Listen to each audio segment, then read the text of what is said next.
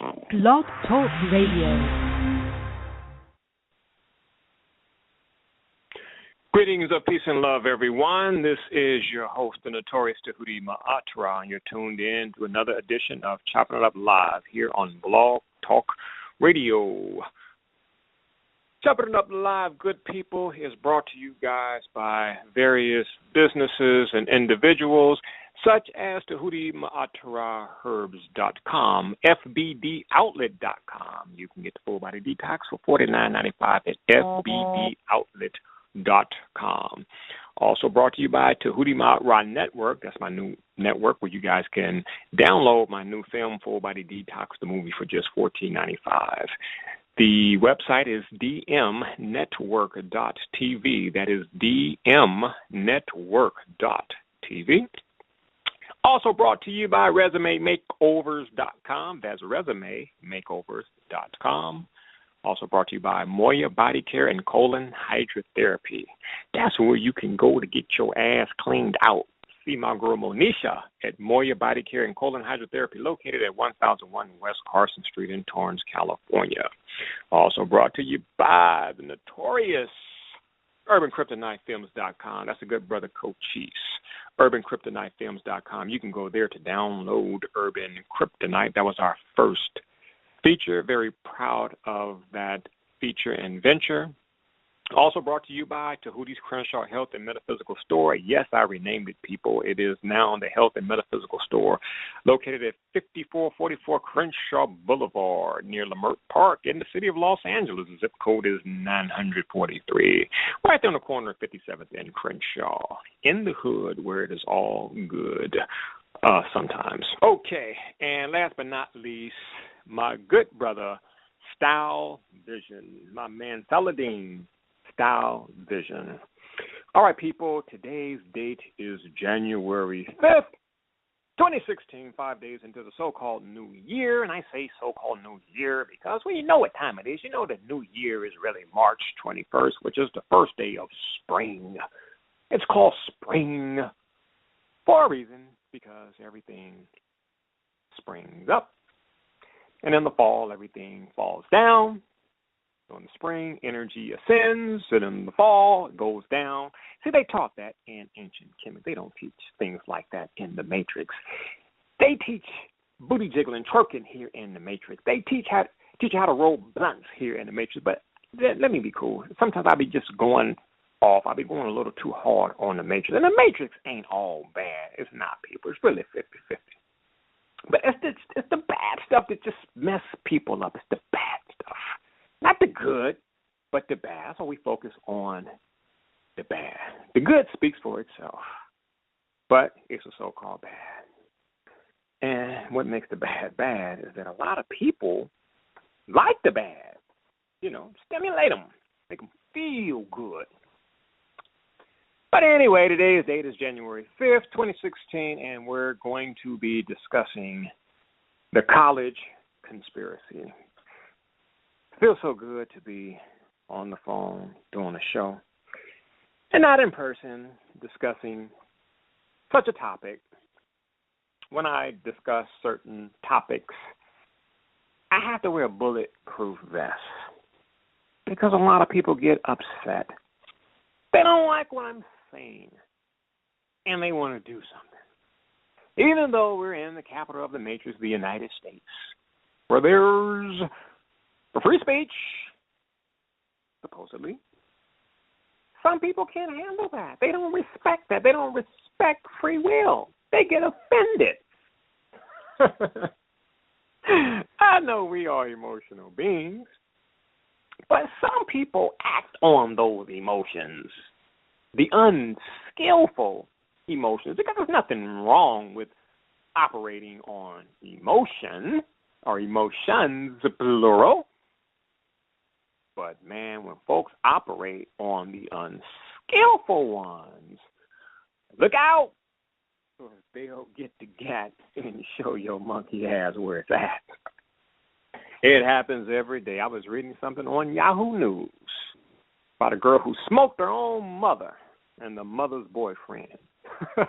and then went to go celebrate on New Year's. Now, I'm not laughing at the homicide, the murder, the crime, but just how crazy people are. I mean, this girl smoked her own mother and the boyfriend and then went out and celebrated New Year's like nothing was wrong.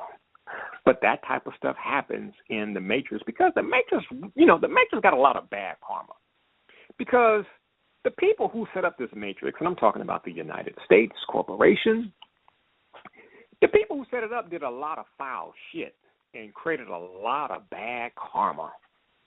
I was talking to a dear friend the other day, and I was telling her, and I'm quite sure she had never heard it, and I'm quite sure it sounded radical, but I was telling her that a lot of stuff happens to Americans because of the karma of this place. In addition to the family karma or the familial karma, you got the group karma, cultural karma. We got all type of karma, individual karma. But we also have national karma. We also have national karma that we got to deal with, that we got to pay for. Because the people who set up the Matrix did a lot of foul shit. There was a lot of bloodshed in order to set up the Matrix, in order to set up the United States of America. A lot of foul shit took place, man, that created some badass karma. And now we're Americans. Even those of us who are of African descent, we're now, politically speaking, African Americans. African Americans. And we've embraced the American way. And when you embrace the American way, you also embrace, whether you want to or not, it's karma. Yes, you do. You got a Social Security card, you're paying into Social Security, you're paying the IRS, you're paying the U.S. military, you're paying into institutions, agencies that do a lot of foul shit today, you share in the karma. And a lot of so-called African Americans, they get upset with me when I tell them that we're paying for karma created by those particular Europeans who established America, and in establishing America, created a brutal, violent economic system known as slavery, which created karma. And now because we've embraced the American way, we pay for that karma. So, man, what the hell are you talking about, man? We are the descendants of slaves, man. Those are our people. What the hell you mean, Djehuty, that we paying for the karma of white folks who enslaved our ancestors? Well, it was a lot that took place in order for America to be created. There was a lot of bloodshed. There was raping and lynching, pillaging, all type of stuff in order to get this land. Karma from what happened to the Native Americans. It ain't got nothing to do with us. We didn't do that to the Native Americans. We didn't take their land. But you own the land. You benefit by being on that land today. You benefit from what came from slave labor. You benefit from that. Everybody in America does. That's why everybody in America shares the karma. And that's why a lot of bad shit happens to Americans, white Americans, black Americans, Hispanic or Latino Americans, Asian Americans, the Native Americans, Puerto Ricans. Don't matter. If you here as a so-called citizen and you do your civic duty, you share in the karma created. The karma that was created when bombs were dropped on Hiroshima and Nagasaki. You have to share in their karma from the African Holocaust. Some of you guys call it slavery. You share in the karma from what happened to Native Americans. You share in their karma. All those innocent people murdered during the Civil Rights Movement. You share in their karma.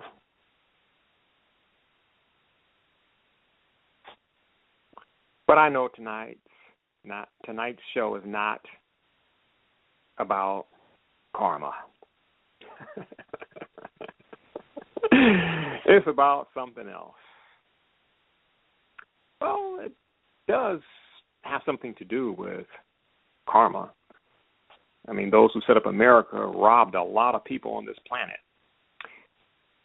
And what goes around comes around. So Americans are robbing themselves.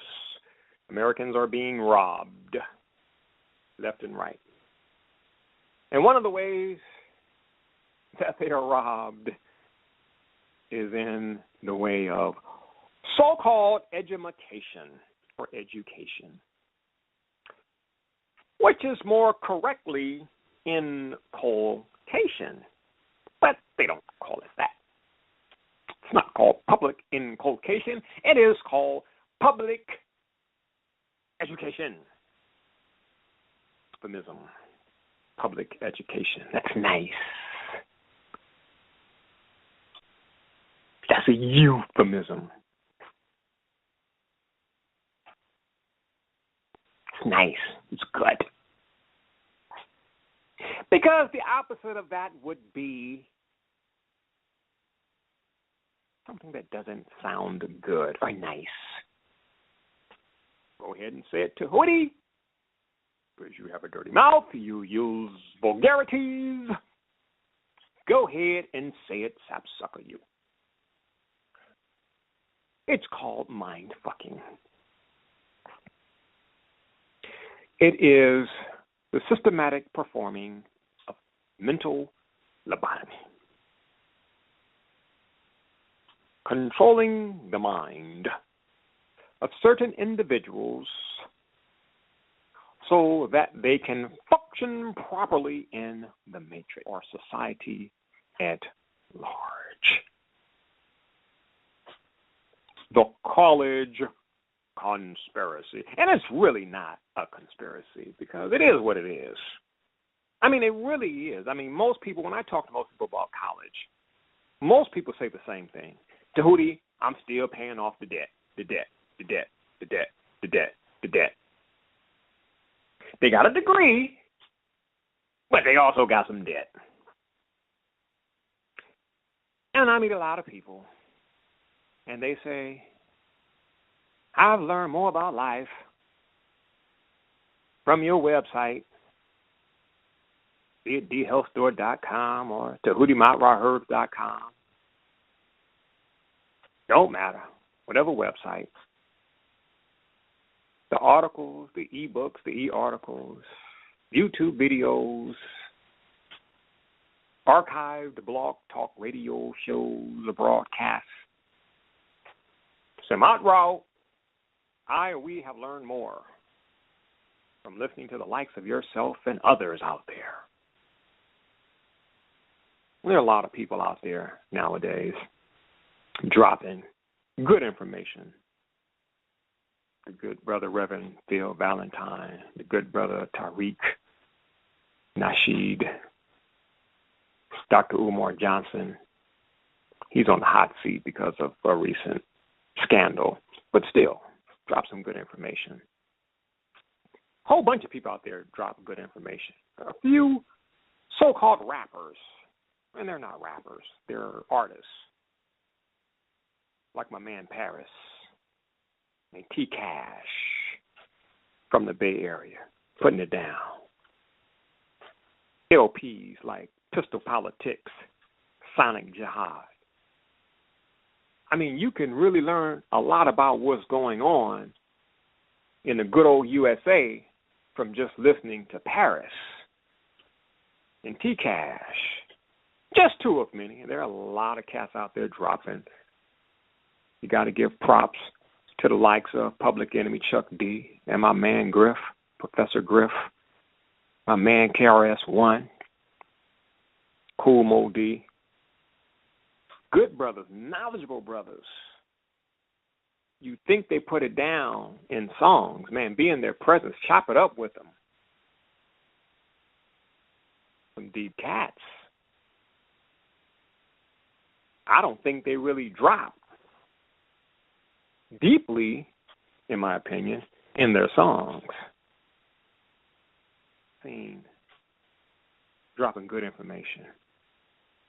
I put on Twitter today that you can learn more from Nightingale Conant than you can from college. You really can. I never went to college, but I spent a whole lot of money in Nightingale Conant. I spent a lot of money at a lot of places to educate myself. Because I didn't go to college, people. And guess what? I'm okay with that. Because of how things turned out. I'm okay with it. Now, years ago, people would say, I think Djehuty has a hang-up because he didn't go to college. No, sapsucker. No. That was your perception. And your perception is not my reality. So, you can just go get in the back of a pickup and pick up till you hiccup. I'm cool. But no, people, I didn't go to college. Nope, didn't go. And the truth of the matter is, I didn't go because, well, for two reasons. Number one, I didn't have the brains for college. And number two, didn't have the money. Nope, didn't have the brains or the money. Hell, I don't even know how I graduated from high school. I attended Elaine Leroy Locke High School in South Central Los Angeles. It's my alma mater, Locke High School. Pretty awesome school. It went down. It was featured in the film Waiting for Superman. It was a little embarrassing being in the theater with my wife watching Waiting for Superman, and Locke High School is featured as one of these problematic schools. It's like, damn, that's my alma mater. But anyway, I don't know how I graduated from high school. I really don't. And it didn't bother me that I was being left behind because I had homies that went off to school. A lot of them just went to school because that was a thing to do. There was an exception to the rule with my man, my dear friend, my brother, Darian Hagan. Well, I guess I should call him Darian Hagan Sr. now since there's Darian Hagan Jr. Hagan went on to be a star quarterback at the University of Colorado. Hagan always said he was inspired by Jamel Holloway of Oklahoma. Another bad little black quarterback. But Hagan went on to college and did great things, made a great name for himself. But outside of that, my fellow Saints, Locke High Saints, went to college and came back. I got to give Hagan credit. He stayed in Colorado. Hagan said he was not coming back to South Central Los Angeles. And I'm not mad at Hagan. And I've known Hagan since kindergarten. And Hagan saw a lot of shit, man. Just like myself and others in South Central Los Angeles back in the 1980s. And Hagan had relatives, cats from Main Street Mafia Crips, notorious cats. These motherfuckers were crazy. I'm so glad I knew them. And I wasn't from Mafia Crip, but I grew up in the hood. So it was like an honorary type thing. You couldn't mess with anybody in the hood that had daps. You didn't bang, but your homeboys did. And that's all that was needed. But I'm so glad I knew Derek and Eric. Them motherfuckers were crazy. Crazy. These were Hagen's cousins. Or cousins. They were twins, Derek and Eric. And them little motherfuckers were crazy. It was a whole bunch of crazy people in South Central Los Angeles. And yes, people, we are talking about the college conspiracy. Y'all know how I do. Eric chased his girlfriend down the street in her panties and bra. Like Allen Iverson, wannabe thug. But these dudes were real thugs. They were members of T-Zone, gangsters, and Main Street Mafia, Crip. This dude chased his girlfriend down the street in her panties and bra. And when he caught her, he blew her brains out. I'm like, how the hell do you do that to your woman? The mother of your child. How do you... I'm still baffled to this day. But anyway, when you grow up with a whole bunch of stuff like that, you go off to Boulder, Colorado, whole different way of life, paradigm shift takes place. I can understand why somebody would not want to come back. And see, people, in that respect, college is a good thing. Well, at least for certain people, because it helps them to get away and stay alive. But me, I stayed behind. My man Petey, a.k.a. Ghetto Messiah, stayed behind. And we ran the streets of South Central Los Angeles. We used to go to a place called iFresh on Thursday nights in Los Angeles, on Crenshaw. We had no purpose, no aim. Left behind.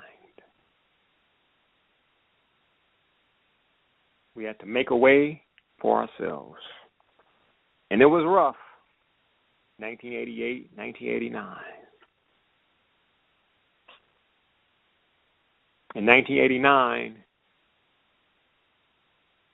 a member of our group, it was four of us, myself, Petey, PJ, and Brian, a.k.a. Kowalski.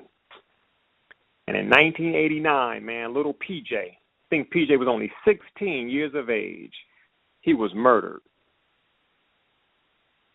Former best friend at the time, Adam, Ghetto Messiah, he was there. It was PJ, him, and this other dude. And it was a trip, man. It was a trip because my man Petey was the only one who survived. PJ got killed, and the other cat got killed. And Adam survived.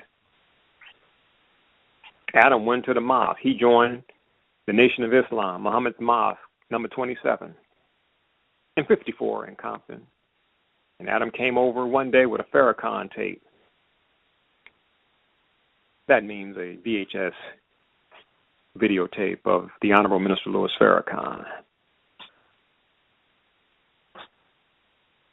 That was pretty eye-opening for me at that time.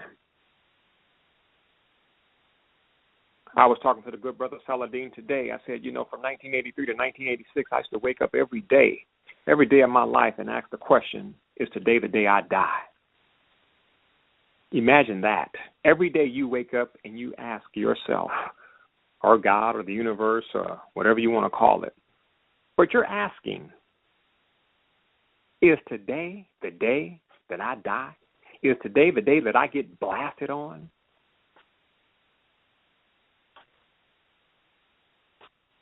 $1989, another summer. Sounds of the funky drummer. My life changed, man.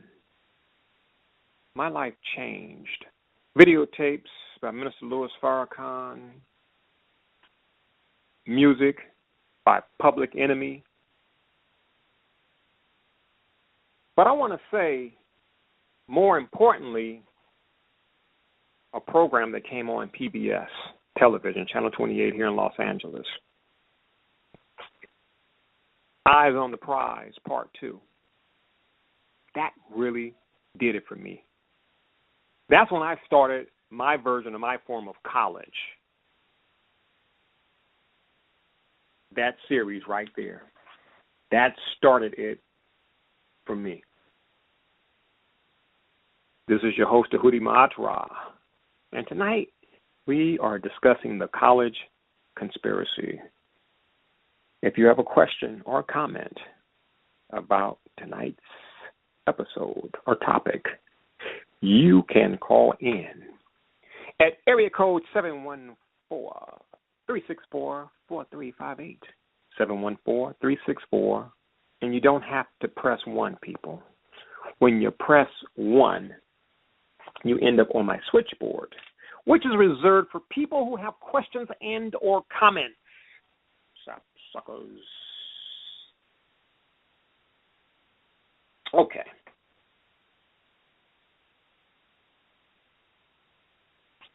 So pursuing my own education, which I'm very thankful of, I came across so much information. I was able to look back on how I really lucked up, only speaking as an individual,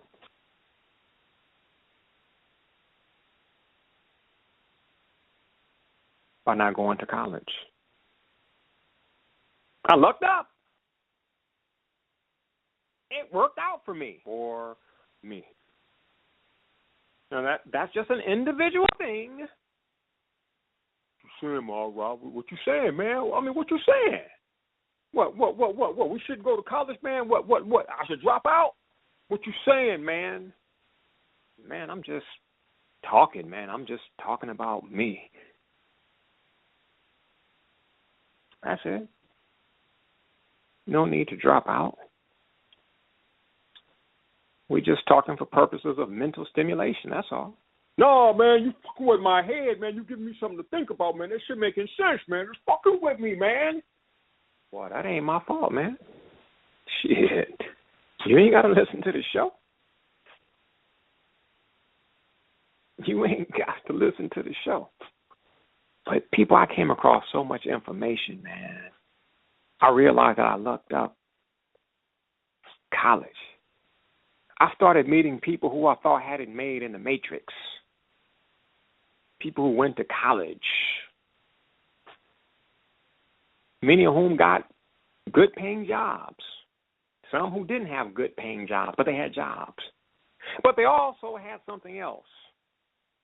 Debt. It seemed like everybody I was meeting who attended college had debt. They were paying off debt. And I was meeting people, man, who 12 years after graduating from college, 15 years after graduating from college, 18 years after graduating from college, 20 years after graduating from college, were still paying off debt. I said, God damn. That's too long. That's enough time to realize that college, you got gaffled. That's a lot of time. You can find out that you got gaffled. That's too much time. You can realize that you wasted time. You know, you realize, like, God damn. College was a gang move. Hell, I got a degree that I can't even use, man. I went to college, and I'm here with these suckers that didn't go to college just to have employment. And I'm still in debt. I'm still paying off that shit. Ain't that something? You find out you've been gaffled, and you still paying for the gaffling. That's some crazy shit. In my book. That's some crazy stuff, because a cat like me, I'm like, nah, I'm sorry. I got to stop paying on this shit right here. I'll deal with the consequences.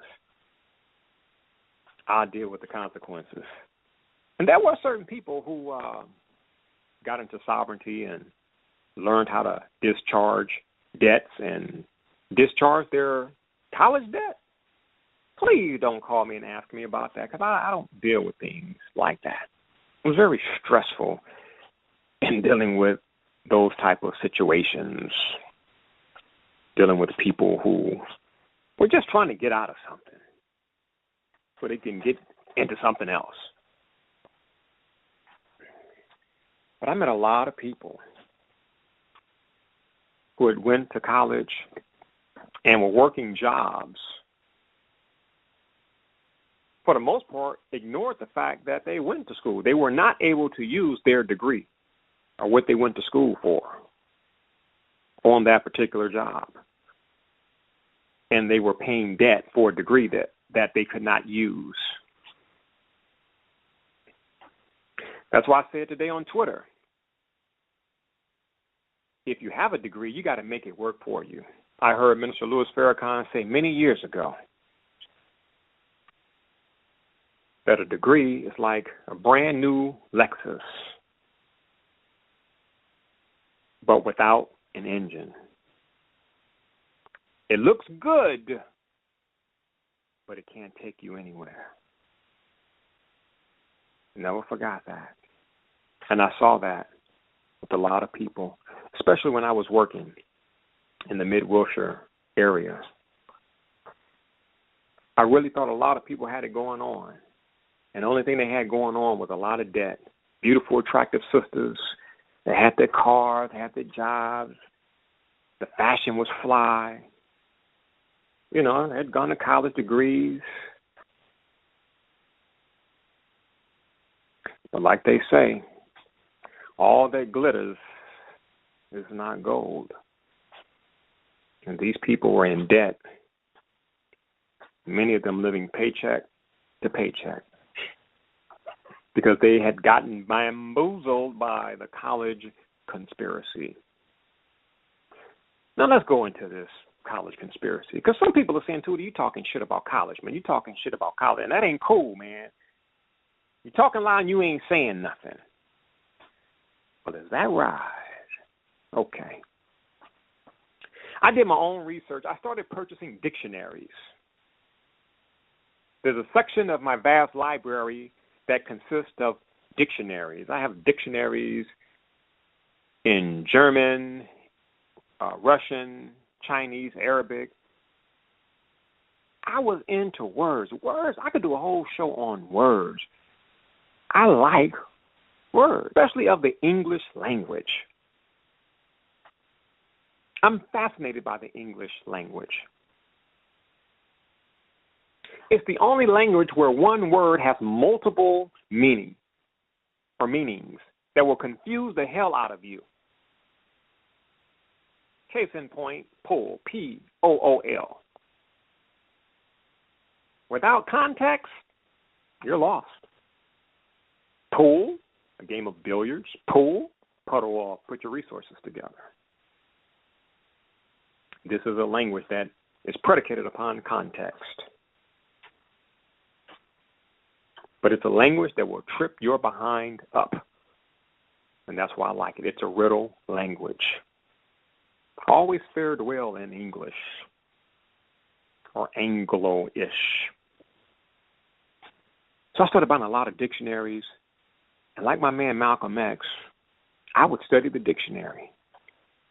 Now, I don't know if Malcolm studied etymology, but I got heavy into etymology. I was fascinated with etymology,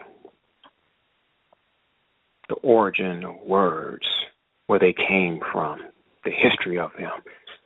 You can learn a lot about words, a lot. Fascinating. You take the word fuck, F-U-C-K,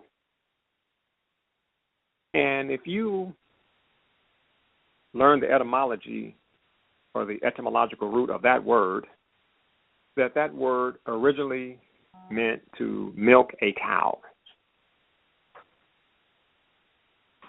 And several hundred years later, it came to mean to beat or bang against, which makes sense. I've heard a lot of females say, you can make love to me, but you can't fuck me. And there's a difference, slow-mo compared to beating and banging against someone. Very interesting. So a cat like me asked the question, how did it change? How did it go from milking a cow to beating and or banging against? And it goes back to those who control words and how they're used. The grammarians. Those special social engineers known as grammarians. And I'm thankful to them because they've helped me to think over the years. They played a role in helping me to empower myself. I bought so many dictionaries, I had to question where the new words came from. The new words were always highlighted on the dictionary. The, Random House Dictionary or the American Heritage with 10,000 new words. Now, I know there's over 1 million words in the English or Anglo-ish language. So I'm like, are they new because these words were never included in previous dictionaries? Or are they really new words, as in new? And I discovered that these were new words. Like, God damn, 1,000 new words, 5,000 new words, 10,000 new words. I said, these people are creating words as they go. It's like the law books. Every year there are new law books or statutes, code books. Same thing with dictionaries. A new Random House with 3,000 new words. So I said, if these sapsuckers can create new words, then I can do it too. And in the Matrix, you're going to catch hell when you think like that. I mean, what type of word is it? What? Aesopian? What the hell that mean? Well, I said it's an eponym. It goes back to Aesop, a.k.a. Luqman in the Quran. Wise cat. Won his freedom from his slave master by telling fables that had morals to them. Brilliant Ethiopian dude, Luqman, Aesop here in the West. Oh, man, ain't no word, man. What the fuck, man? How you make up new words, man? Who gave you the power? Damn, cuz, I mean, how you going to ask me that and you don't ask Random House or American Heritage? Who gave them the authority? But you accept it from them, but not from me. But I was smart enough to not put it on anybody else. My words were for me. I created my own words and my own phrases. When I was in the sovereignty, there were so many pessimistic individuals around. Man, you can't fight City Hall and win. Man, you can't fight City Hall and win. Man, you can't fight City Hall and win. Like I always say, people, repetition of a message constitutes mental programming. You say something long enough, you end up believing it. Well, I was different. I started vibing to the phrase, forever the optimist. I got that from my man, Patrick O'Hearn. It's one of my favorite songs, smooth jazz. Patrick O'Hearn, forever the optimist. That's my cut. If you play that, think of me, because that's my cut. That's my motto. Forever the optimist. So I switched some things up. I said, you know what? I can fight City Hall and win. And I said it over and over. because repetition constitutes mental programming. And I was consciously programming myself for my benefit. And you want to know something, people, listening audience? I got the benefit. Out of 40-something individuals, I was the only one that met with success in court in my traffic case. There were about 25 other people. They all lost their case, and understandably so.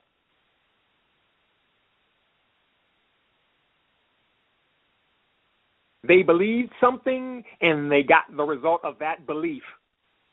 Failure, or the achievement of a deficiency. I mean, that's what failure really is, the achievement of a deficiency. And it was a triple thing because the people who lost their cases turned against me. That jealousy, that envy came out. This motherfucker, he won his case. I lost my case. I know you feel like shit because you lost. But you programmed yourself. And in that programming yourself, there were certain actions that came out of that, including inaction. You just didn't study enough. When these people looked for case law to support their cases, these sapsuckers came to me and said, Djehuty, look at this case, look at this case, look at this case. This man tried to do the right to travel, and he lost his case. He went to court and lost his case. I said, look at this. These people, they invest in things that don't support what the hell they're supposed to want. And the Maat'ra, I ignored that crap. Those case law where individuals lost. I learned from them, but I ignored the outcome. And I constantly sought out case law where people were victorious. I didn't learn that in school, in college. I learned that on my own, in my own college.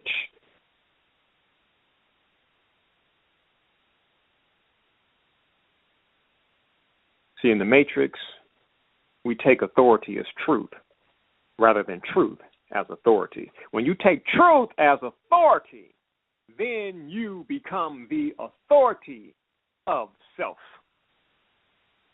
You become the authority in your own right.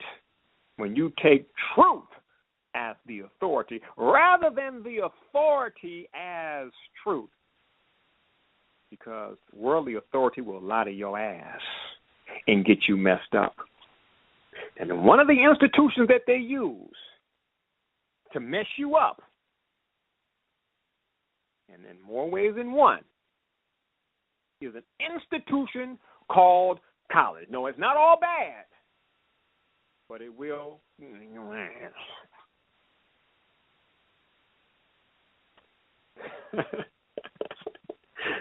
But it will. Yes, it will. For the majority of people, it will. Some people know how to make it work. But the masses, like I said yesterday, and the word masses is the word asses. An ass, a fool. Jackass, donkey.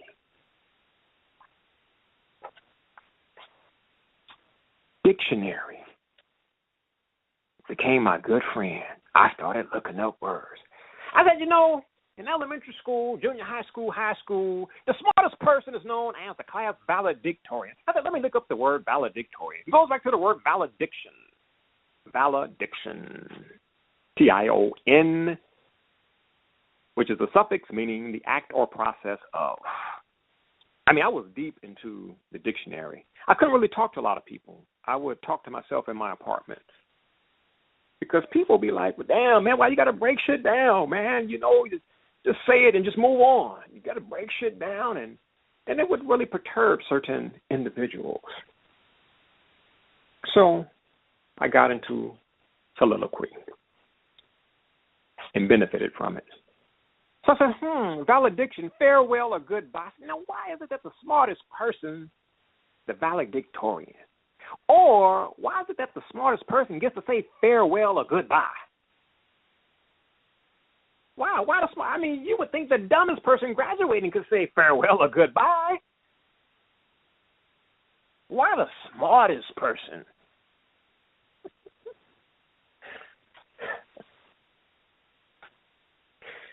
I don't mean to make individuals out there who were their class valedictorian to feel bad. But it's true that it does mean a farewell to independent thought and thinking. See, I found out that the smartest person in college is really not the smartest person overall. I really found that out. The smartest person in college is not a constructive thinker, creative thinker, critical thinker, free thinker, independent thinker. A proactive thinker, progressive thinker, positive thinker. And the proof is generally in the pudding because they become employees. And a lot of individuals who are supposed to be the dumbest people, there's a flip-flop. You know how the Bible says that, the first should be the last and the last should be the first? Like the head should be the tail and the tail should be the head. Like that. And I was one of those individuals as well. A lot of people that went to Locke High School and Samuel Gompers Junior High School and find out about me, they trip. Because I was one of the dumb ones. But I learned that being dumb was like being an empty glass that God or the universe could use to pour up, to fill up, I should say, with balanced wisdom, understanding, and knowledge. And the valedictorian was, farewell, farewell, free thought, farewell, independent thinking. I'm a sponge and I soaked up a lot of shit. Look out. Valedictorian.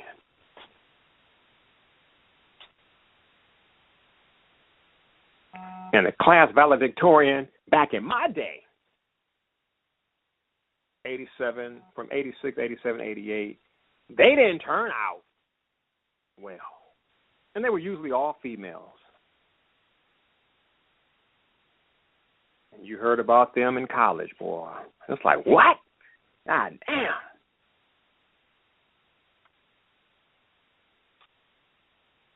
So just because you're the smartest person in school, well, it don't mean you're the smartest person out of school. You can meet some real smart people outside of school. Like I said on Twitter, most of the people that gave us modern technology and social media, they dropped out of college. Ain't that a bitch? Think about that. When you watch the movie Social Media, a Social Network, Zuckerberg, after he created Facebook, he dropped out of college. The Google brothers, these are two guys they weren't brothers, they're just called Google brothers. They dropped out of Stanford when they came up with Google. Steve Jobs, when you watch, what was the name? Was it the name? I think the name of the movie was Jobs, I believe. There are two that came out back to back, so the titles confuse me. But the cat dropped out. And I began to look at that. And I'm like, now why is it that all the geniuses, man, why are they dropping out of college? They don't finish. Man, these suckers come up with brilliant, genius ideas, and they drop the hell out of college. And it makes sense because why the hell would you stay? You don't need college. Most people go into college so that they can get a degree, so that they can get a job. And do what? Make money. For what? To finance their foolishness and their enslavement. And that's just keeping it real. But those cats from Silicon Valley, they did the right thing. You don't need college when you come up with that multi-million or billion-dollar idea. You don't need college. What do you need college for? You don't need no goddamn degree to say that you created Google. It's irrelevant. It's totally irrelevant. Man, I got a degree. Well, what the fuck did you create? You got a degree. What have you created? outside of drama and mess in your life, what have you created? I got a degree. And this motherfucker over here don't have a degree, but is a billionaire. These are the people who created Blog Talk Radio, Facebook, Twitter, Microsoft, Apple, or Macintosh. Run the world. Well, I mean, nowadays they just take the money because government. I just got a DVD the other day that explains how the social media outlets work side by side with government to collect information. Paris also dropped this in Pistol Politics. I got to give Paris props. It's true. They got to get away from all these constitutional safeguards. So they like, fuck it, shit, the American people, just get them some beer and some wine, some porn, some ribs, and some hamburgers and shit like that. They'll tell you everything. People just get on social media and just give themselves up.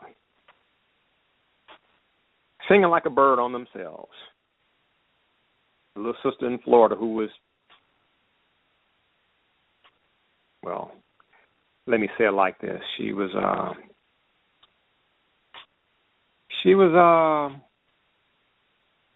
fuck it, man. The girl put a chair in her yoni and laid on the table and just crazy shit, and they was pouring ketchup and pouring straws and water on her.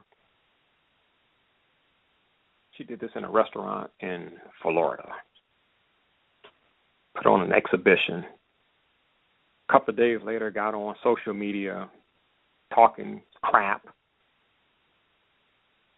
And the authorities in Florida found her, arrested her. It was different from the actual event and being at her arraignment. She started crying. I started laughing too. I know. But it was funny to me though. It's funny how people think they're the shit, and then when you get to court, you melt like butter. Start crying. I'm sorry, and I got this problem, that problem. You wasn't saying that shit on the video, on social media. Like Paris is saying, Pistol Politics. Stop giving up so much information about yourself on social media. See, they don't have to violate privacy the way you think they do. They just make you give it up. People put all type of stupid shit up on social media, and they deserve to be arrested and prosecuted. They deserve it. They're stupid. They're not smart. And all these people went to college. Don't think because you go to college you're going to be smart. It's bullshit. It's bullshit. But getting back to the dictionary, I looked up the word Taurian. Then I looked up the word college. Collegia. Goes back to the word collegia, means society. I said, damn, society? I said, could this have something to do with secret societies? Because when you think about secret societies, you think about Masons, Freemasons. And like, why would college be a society when we're in a society? Is it a micro society preparing us for a macro society? And sure enough, that's what it was. When I visited certain college campuses, usually to give a lecture or to meet somebody there, I found out that's what it was. I said, wow, I got movie theaters, auditoriums, parking lots, and dry cleaners. I said, this is a little freaking society that prepares people for the larger society, college. Well, we're coming up on the hour, people, so let me see if some individuals have some questions and or comments thus far. We still got a good 1 hour, perhaps 90 minutes, perhaps 2 hours. It all depends. We pretty much have the airways for 3 hours. I attempt to do 2 hours, but a lot of times the show goes overboard, and understandably so.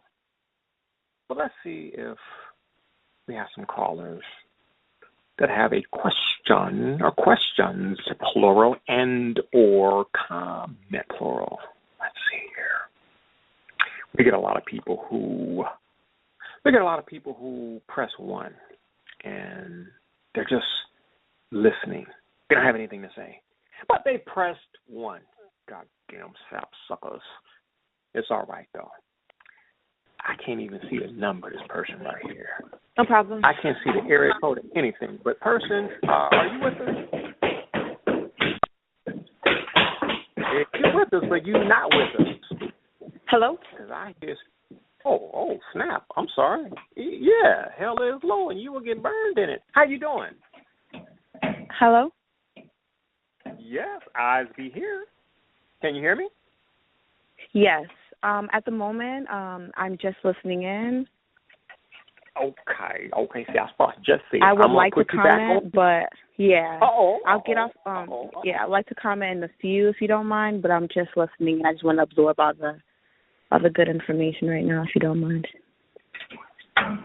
Oh, you don't want to comment right now, huh? Okay. I'm leaving work soon, so. Okay. I just got off. Yeah, I'll be leaving. Yeah. I got you. It's all good. I'm going to mute you, okay? I'm going to put you back on mute, and I'm going to get you the next caller at 562, area code 562. Man, is that somewhere in California? Is that like Long Beach someplace? Oh, man, it's Long Beach? Yeah. Well, around there. Okay, around that area there. I thought that looked for me. I thought we were having some difficulty because of the notorious Mercury retrograde. Mercury retrograde on. Wait, God damn it. But anyway, we not. This is your time. Go ahead. I actually didn't press 1, but I thought you had to. No. It's all good. We're gonna put that up on Twitter and maybe in the beginning of the show, so people this know. This is my first time calling, so I didn't really know. Yeah. How'd you find out about the show? Twitter. I was actually I was meaning to stop by your shop because I'm interested in what you be saying, but I haven't been. So. Okay, it's all good. It is still there. 5444 Crenshaw Boulevard, second floor, city of Los Angeles, and the zip code happens to be 943. We are open every day. We were closed a few days in late 2015, but we are open every day, Monday through Sunday. What is it, 12 p.m. to 5 p.m. Yeah. All right, but brother. Since we're on the topic, I mean, I know you were talking about college. I mean, what are your thoughts on professional school or grad school then? Because you already know the paradox of when you graduate, right? Repeat that for me, sir. I didn't catch what you just said. What type of school? Well, I mean, like professional or graduate school, like after college. To me, it depends. Pretty much all the same. Well, not all the same. It's like this. Well, it's like this. Like I said, because some people can make college work for them. Okay, some people are focused, and so they do know how to major in a particular thing or area, get that degree, and put it up on their wall in their office, and that degree gives them some credibility with clients or customers. Degrees do look good on the wall. Now, there are some people who got degrees and they're on the wall, but on the wall in their mom's house, in the basement somewhere, you know what I'm saying, and they're working a job. Really doesn't even call for a degree. So it's those individuals, beloved, who I feel are wasting their time. I'm not against college. I'm not against a degree. I'm just saying that people have to learn to use them to make them work for them. So to me, it's all the same. I'm more along the entrepreneurial line. No, definitely, right? And I'm sorry. Go ahead, sir. No, yeah. I mean, I just graduated myself, so and that's definitely something it's like I'm thinking about. But I feel like that's where you get into deeper questions of, purpose or like something. I feel like to be on the entrepreneurial side, you have to have something that moves you, Right. That is very true. That is So very true. is there any way you think you could speak to that? It's like it. Well, I'm at a point where like I'm aware that I don't know. How little I know. Now, are you beloved? Myself. Are you telling me that? But are you telling me that came to you after college, after you spent all that money? It came to you. Nah. But okay. I mean, you mentioned the information, right? So the exposure to a lot of information. So in that, that humbling in itself. So I figured that it would, if anything, increase after college. But I'm realizing now it's a lifelong journey. I would assume, anyways. Well, like I typed on Twitter today, here in the Matrix, you go to school for 4 years for 1 degree, but in ancient Kemet, went to school for 40 years. Yeah, got 300 the mystery systems. At no cost. Ain't that something? Yeah. At no cost. You got to love the Matrix, man. You got to love the Matrix. But no, beloved, it all depends, man. It really depends on the individual. And also if the individual doesn't get hurt, man, you got a lot of people hurting themselves today, man. They've made certain movies like Players Club. You got a lot of the females, especially in the ATL, but also in other cities, man, where they're stripping, then they graduate, hoeing and prostituting, and all under the guise of going to school. But like the Silicon Valley guys, these females that do that, the stripping and the hoeing, the escorting, what have you, they kind of get smart too, man, because they drop out of school. They're making more money from escorting and stripping and hoeing. They don't need to go to school. They don't need a degree. Because like I said, most people are going to college to get a degree in order to get a job, in order to make some money. So when the money comes, it's like, what the hell do I need school for? So it's kind of like the flip side of the Silicon Valley cats. Right.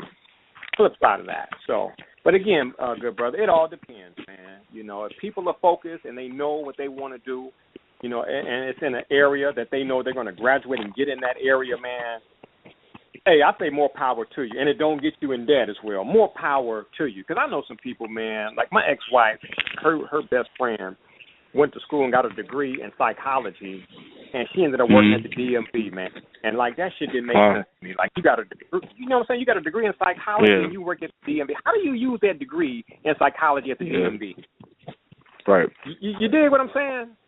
So shit got to make sense, man. That's all I'm saying to people, man. Things got to make sense. And in the Matrix, man, people don't thought, really Yeah, I mean, it's this show stimulates thought. That is not to make people feel bad, what have you. There's some people right now that are contemplating college, and now they'll be able to think, like you said, food for thought.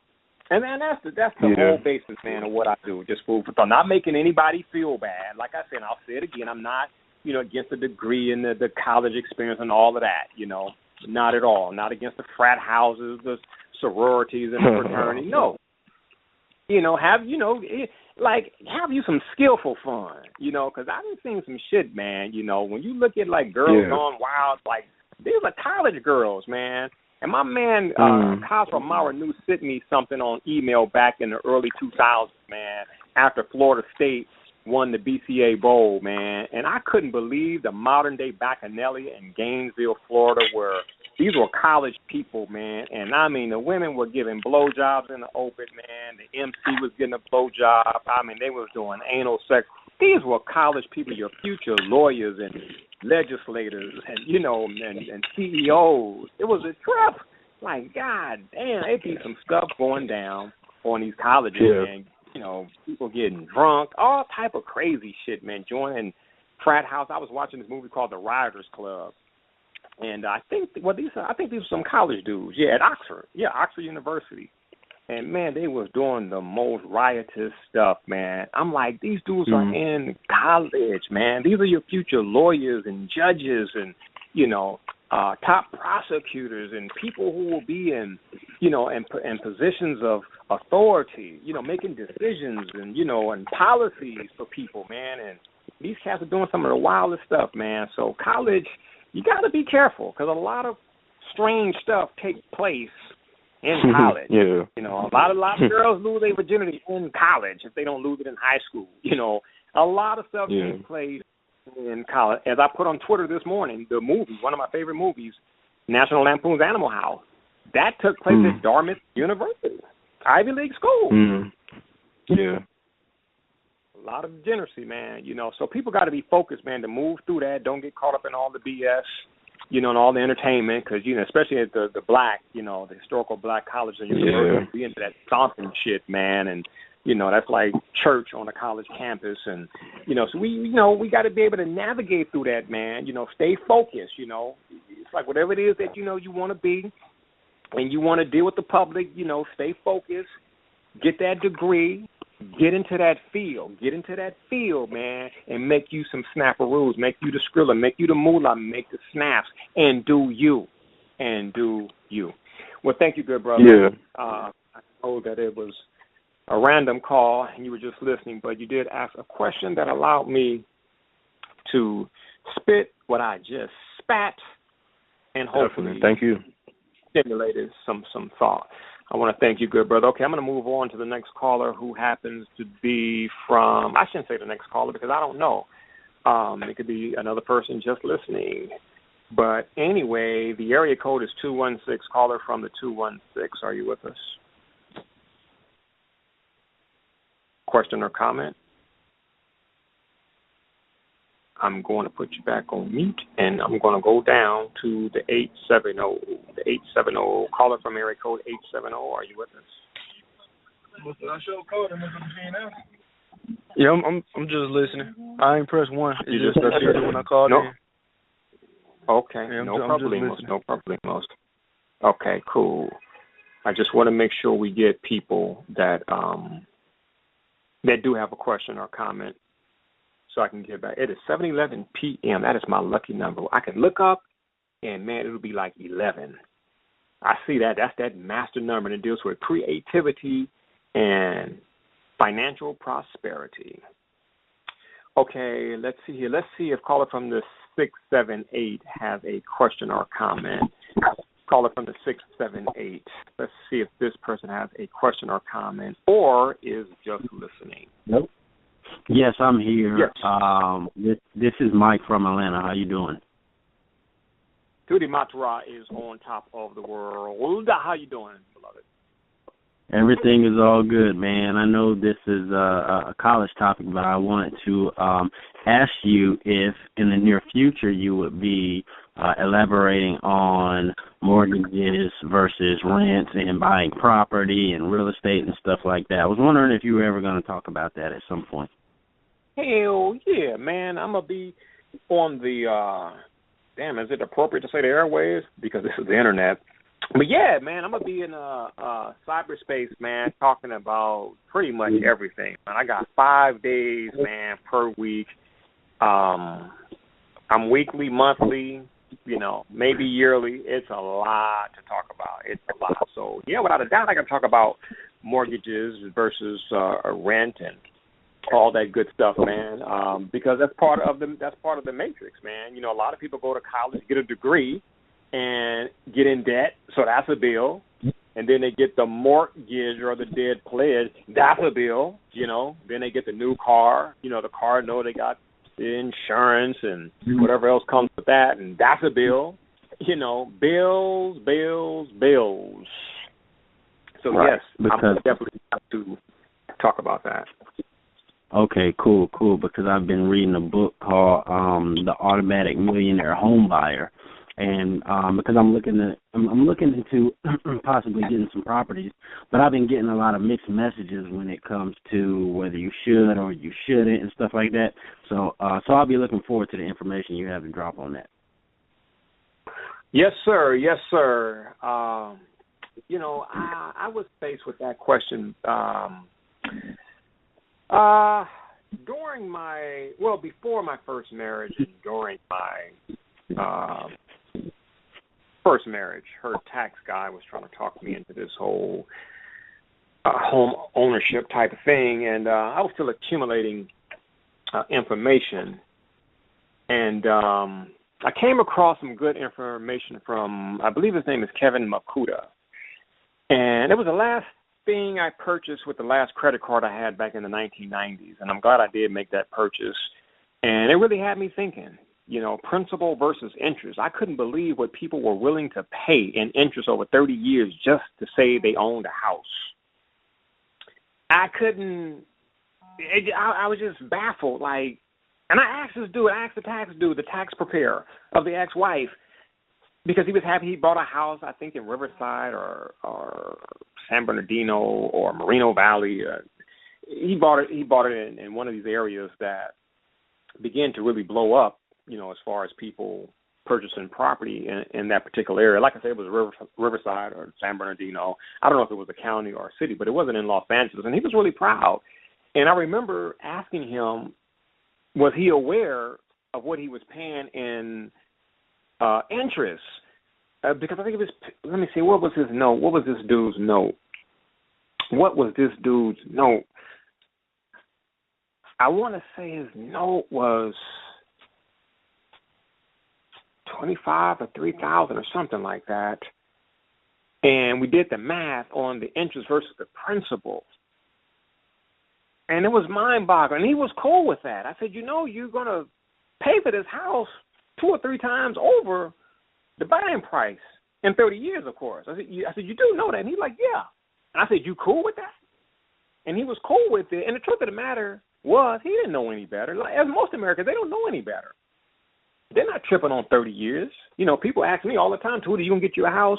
And it's like this, man. And I'm going to go into deep detail on what I'm about to say here, dealing with this whole property thing here. And I covered it in my business manual. I've written a lot of things, but I'm really feeling this business manual because I give up so freaking much, man. And I wish I had the damn business manual 20-something years ago, with all the good stuff. It takes a radical person to give you the good stuff. Robert T. Kiyosaki, he gives you a lot of good stuff. He gives you good, 3/4, but nobody really gives up everything, Nobody really gives up everything. But I'm crazy enough to give up everything because, I'm really not trying to make my mark in the matrix like that. I know I'm just passing through, and like my man, I believe it was Frank Capra, the director, he made a film called You Can't Take It With You. And that's where you can't take it with you. When you look at a funeral procession, you never see an armored truck in a funeral procession behind the hearse. You don't see that shit. You don't see a big-ass U-Haul truck in a funeral procession going to the cemetery, You don't see that because you can't take it with you. And then you have to, and now I'm talking about the college conspiracy, but then you have to talk about the property conspiracy. And the stuff is deep. The stuff is deep. I got a partner, Mr. Dave Hinkson, the owner of Water Oz, which just burned down. I believe it was the government because it was the government who put this dude in jail. Now, this dude here, he was from Idaho. And, this dude was a hardcore soccer. This dude had the knowledge. When I say he had the knowledge, this dude had the knowledge. He wasn't like a lot of the cats on the East Coast out there, a lot of our Moors brothers. This dude was unique. This dude had the knowledge. And this dude had the money. This sucker became a millionaire, man. He became powerful. He learned all about the Bureau of Land Management and the fraud of the corporate United States, and he challenged it. And you got to be careful, people, in challenging this beast. You got to be wise. You dig? Like the Christ consciousness character that many people call Jesus, which is really a consciousness, Christ consciousness. And I don't want to start a debate. Djehuty is against Jesus. No, I'm just in the Christ consciousness. But you really got to understand, man, that you got to be gentle, man, humble as doves, man. You got to be wise as serpents, but gentle as doves. And see, the gentle as dove don't come first. Gentle as dove don't come first. Wise as serpents come first. First and foremost, you got to be wise. Then you be humble. And you got a lot of humble people, man, who get they get gaffled, they get ganked. Why? Because they're good, they're humble, but they're not wise. And so they get their ass handed to them on a silver platter with a side of cherry tomatoes and romaine lettuce because they're good, but they're not wise. And that epidemic here in the Matrix, capital of the Matrix, which is the U.S. But my man Dave Hinkson, man, he challenged the system, man. And see, Dave did stuff that I researched. And Dave went and took land and used the law, and the government had the utility companies to turn off the water, to turn off the power, what have you. They're trying to get this dude out, and he wasn't tripping, because he had so much money. He got solar panels, man. He had his own water system. I mean, he really found out that the land has been stolen, not from the Native Americans, but shit from American citizens. See, everything that certain Europeans in positions of power did to Europeans, they turned and started doing even on themselves, even on white people. I know you hear a lot of talk about what man, I'm going to tell you, when you get into this thing here, you find out, man, these people, they just fuck people, and they really do not care, And I got serious information on what took place with a whole bunch of white people who was just trying to do good, right? They couldn't help it that they were white and, ended up with farmland and things like that. They really tried to live in tune with nature and, they farmed the land, what have you, made their own food. And that damn government came against them. You start studying what happened to farmers here in the United States, and you'll understand what I'm talking about.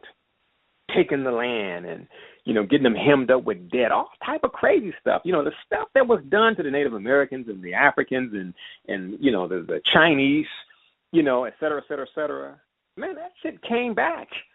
This government has such a ferocious appetite, man. It's a cancer. It turned on itself. So when you watch films by Michael Moore, you see white people thrown out, being evicted. You watch movies like Inside Job. You watch, what was Michael Moore's, the one where the people were being evicted? What was that one on? Capitalism, a love story, a love affair. You start seeing crazy stuff, man. And I say crazy because it's like in the system of like white supremacy, man, you see the cancer, man, where you got the whites in positions of power, man, attacking the whites who don't have power. It's freaking crazy, man. Like, you do all this stuff here, and then you turn on yourself. Now, I'm saying crazy because, in one sense, it is crazy. It looks crazy. But, there's always the metaphysics. There's always the spiritual. But from a mundane perspective, like, shit is crazy. It's like you guys did this to these people here, and then now you're doing it amongst yourselves, and then the people that, were quote unquote victimized, their descendants is sharing in the karma from what these people did. And that's why a lot of people say, man, that's jacked up, man. Djehuty, how can you say, man, that black people, African Americans, man, are paying for the karma white folks did? Well, because you benefit from what white folks did. No, Djehuty, only white people benefit. No, you benefit too, sapsucker. You got a goddamn driver's license. You drive the highways.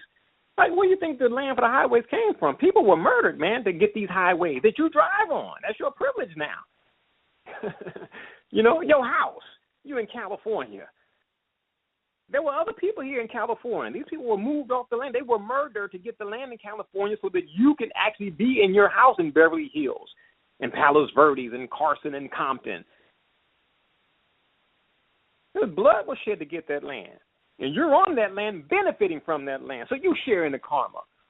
Sapsucker, I know you don't like it, but shit, that's a cult knowledge for your ass right there. And so that's why you see the same thing that happened to white people happen to black people. White people get cancer, black people get cancer. Government fuck white people, they fuck black people.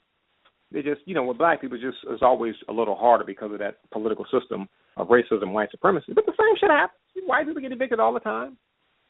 This dude named Gordon Call, he went up against the IRS, white dude. One thing I like about white people, is they got that revolutionary spirit.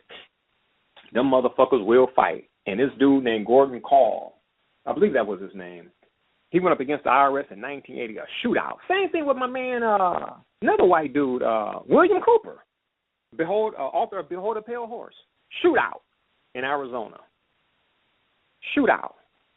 So that's the one thing I do like about white folks, to a degree, because that shit can get out of hand, But they will, they have that revolutionary spirit, and it's also revealing racism and white supremacy because the Black Panther Party, they just been snuffed the hell out. And all the Black Panther Party tried to do is protect the hood. We wouldn't have the problems that we have in the hood today, at least to the degree we have it today, if we had the Black Panther Party. But, you make them public enemy number one only because Bobby Seale hooked up with, what's my man, John Lennon. That's what got John Lennon murdered. They didn't care about all that weatherman, student for a democratic society. They didn't care about that shit. When John Lennon, my man, put Bobby Seale on national television, the next day, the Black Panther Party became public enemy number one, and it was over for John Lennon as well, too. They moved to deport him. That was a bold move.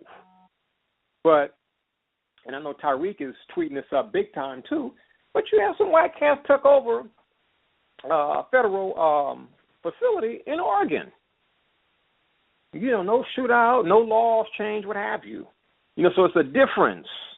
But at the same time, shit go on. And when the white boys do it, it's usually in the name of the militia because they understand the Constitution. They just have like a little twist to it as well, though. It has that Confederate type twist. It's taking back the land, but it's not taking back the land from the federal government, which is, really the imp for Great Britain, because Great Britain run this whole goddamn planet. Little tiny Great Britain. Great Britain just conquered the whole damn planet. So the United States is a satellite, a Western satellite. But, they do things with that twist, that militia twist. And when I talk about sovereignty, I'll go more into detail on how the federal government snuffed out sovereignty by making sovereign citizens terrorists. You can go on Google right now and type in sovereign citizen, and you're going to see Timothy McVeigh, the dude who allegedly blew up the Murrah building in Oklahoma City. You're going to see bin Laden. You're just going to see characters that stupid, dumb Americans are afraid of. So when you see these individuals, sovereign citizen, you're against the government. You're not patriotic. You're a terrorist. You're like those guys in that movie Arlington Road, which was a damn good movie, by the way. You're like the Weaver family at Ruby Ridge. You're like those people. Those are bad people. But yeah, you can do that research there. Sovereign citizen is a terrorist. People say, hey, Djehuty, man, should I prepare paperwork, man, to send to the government? Nope. Why not, man? Why not? Because they will charge you behind with paper terrorism. Can y'all believe that, people? Paper terrorism? These South Slickers got something called paper terrorism. They can prosecute you for paper terrorism. They don't want you sending in those documents talking about expatriation, repatriation, and sovereign citizenship, and they don't want that. Because you send in letters to the Department of Justice and the Department of Transportation and the IRS and your state taxing authority, man, to the president. They got you sending papers everywhere. 12 different agencies of the government. The government got tired of that shit there. I said, we just going to come up with something called paper terrorism and prosecute anybody that's sending this type of crazy paperwork trying to get free. Trying to get free. It's over. You can't get free. Not legally and politically. We ain't having it. Great Britain called in the debt on 9/11. That's what that was. They called in the debt. They had partially called in the debt, but on 9/11 they was like, fuck it. We want everything. They called that shit in. And that's when the Patriot Act came, and that's when we lost all freaking right. That's why shit is crazy right now. Great Britain. And I'll talk about that in in an upcoming show. I laugh at this stuff now, because when I was studying it and finding out stuff, I was just really messed up. Like, God damn, man. I mean, it's a cold game. The words, man. You learn about the straw man and your name in all capital letters, and you're going to court, man, and you really don't know how to separate yourself from the straw man and do business with your own straw man, and the straw man is involved in contracts, and you're the assurance or the surety, I should say, the assurance for the contract. You're the consideration. I mean, it's just crazy, man. Got your wife, your woman having babies in hospitals. They even came out against the midwives, and look at how that shit is dealing with admiralty maritime law. I mean, man, hey, man, these jokers, man, I don't even wear a hat, y'all, but I take my hat off to these. I mean, these sapsuckers did it, man. I mean, they really freaking did it. And they got symbols and signs shit all around. American people don't pick up on that shit, man. They don't. Why the Statue of Liberty is in the water, not in Battery Park in New York. How come it's not on the land? I mean, that shit is in the water, Why is it liberty enlightening the world? How come it's not freedom? I mean, is freedom and liberty the same thing? They really did it, man. And I laugh at it, man, because I've learned to navigate it. A lot of people try to fight the government. It's just a waste of time. A lot of people, man, they really think that killing cops is a solution. It's not. Cops are expendable. I said that last night. Just about everybody in the Matrix is expendable. You kill them off, you get somebody else. It's stupid. Plus you're creating karma for yourself. Because underneath the uniform, you're dealing with a human being. You see? So you don't give life. You don't have the right to take life. Well, it's my job, Djehuty. My job. I have to kill people if need be. I'm a police officer. Okay, that's cool. But your ass going to die one day. You dig? You're going to die one day. You have to account for everything you did in life. You mean to tell me, man, that you're going to fuck your karma up over a job? You're going to take human life? That's some serious shit, man. You going to kill somebody because he stole a donut and he was running? You said freeze, and he did, and you shot him over a donut? Because you're upholding the law, which is really not the law? Because law means to lie in a fixed state like universal law. Universal law don't ever change. Law of attraction don't ever change. But this shit in the penal code, the vehicle code, and all the other codes, it change every year. That ain't law. They call it law because that word resonates with you. It resonates with us. So they just call it law because it's in us to bow down to law. So they know what they're doing. It's a statute, but we're going to call it law. It's a code, but we're going to call it law. It's a policy, we're going to call it law. American people don't know anything. They don't have dictionary. They don't study. But I digress because we're talking about the college conspiracy. But it's a lot of stuff that I'm talking that you won't learn in college. You just won't learn it. College, like I said, it serves a purpose. You go to a little micro society to be made into a human resource. That's all you are a human resource, because today it's all about resources. That's what European colonialism was about, resources. Traveling to different lands and stealing the resources. And people became a resource. The slaves were human resources. And now we've been made into slaves, all of us, white folks too. Sorry, white folks, y'all too. Asian, Hispanic, Latinos. A resource. So you go to college to be made into a human resource for purposes of commerce, economics, to make the government some money through taxation.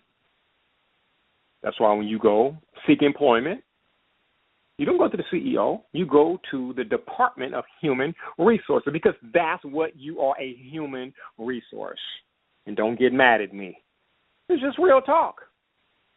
And I can back it up in law. Like I told you guys yesterday, the ultimate language, the ultimate department, the ultimate field is law. It is law. That is the most powerful field here in the capital of the Matrix, because anything that's going to be done to you is going to be done to you in the name of law. They're going to take what you think is your children, it's going to be through law, court order. Impounding your car and selling it, court order. Seizing your bank account, levying your bank account, court order. But when you study the IRS, there is no court order. That's a whole different topic right there. But still, on the surface, court order. Divorce, court order. It's a court order. The court is ordering you because the court is God. The system is God. I know people talking about, Djehuty, I'm sorry, Jesus, God, you just shut the fuck up coming my way talking that talk. Your ass got married. You didn't go before Jesus. You didn't go before God. Your ass went before the state. The state approved your marriage, not God, not Jesus. Those people in the Bible didn't get married the way you get married. Hell, most people don't even know that the whole marriage license, it originated during slavery. It's a license. Permission granted by a competent authority, which without the license would be illegal trespass and a tort. It was illegal for blacks and whites to marry. And if they were going to marry, they had to get permission to get married. License means permission. Marriage license. You got two black people getting married, but they got a marriage license. What's up with that? You got two white people getting married. They got a marriage license. What's up with that? How's that illegal? So no, the state is God. You can say what you want to say, but the state is God. Because the state put more fear in you than anybody else. There's a saying, those individuals who are not governed by God shall be ruled by tyrants. And we all know we're ruled by tyrants because we're not governed by God, including the Christians, the Muslims, the Jews, and everybody else here in this matrix. In the Western world, I could say and should say. In some parts of the Eastern world, because Christianity is over there too. Islam is over there too. Judaism is over there too. Government, goddammit, because government is dictating. Well, you have public school. Public means government. That's government school. The man, if you on the scene, you going to work. The woman, if you on the scene, your ass going to work. We're going to tax both of you sapsuckers. What about the children? Women raise a child. F all that. We changing that. We putting them motherfuckers in public school, the public food system. We're going to feed them cheese toast and coffee cakes and burritos, all type of just horrible shit, mess their teeth up. And we're going to give them free toothpaste, Crest toothpaste. It don't matter it got sodium fluoride in it. It don't matter that sodium fluoride is the chief ingredient in rat poison. They're going to brush their goddamn teeth with rat poison. And what you sapsuckers going to do about it? Most of you poor. You ain't going to spend $4 or $5 on an alternative toothpaste. You ain't buying no Auromere.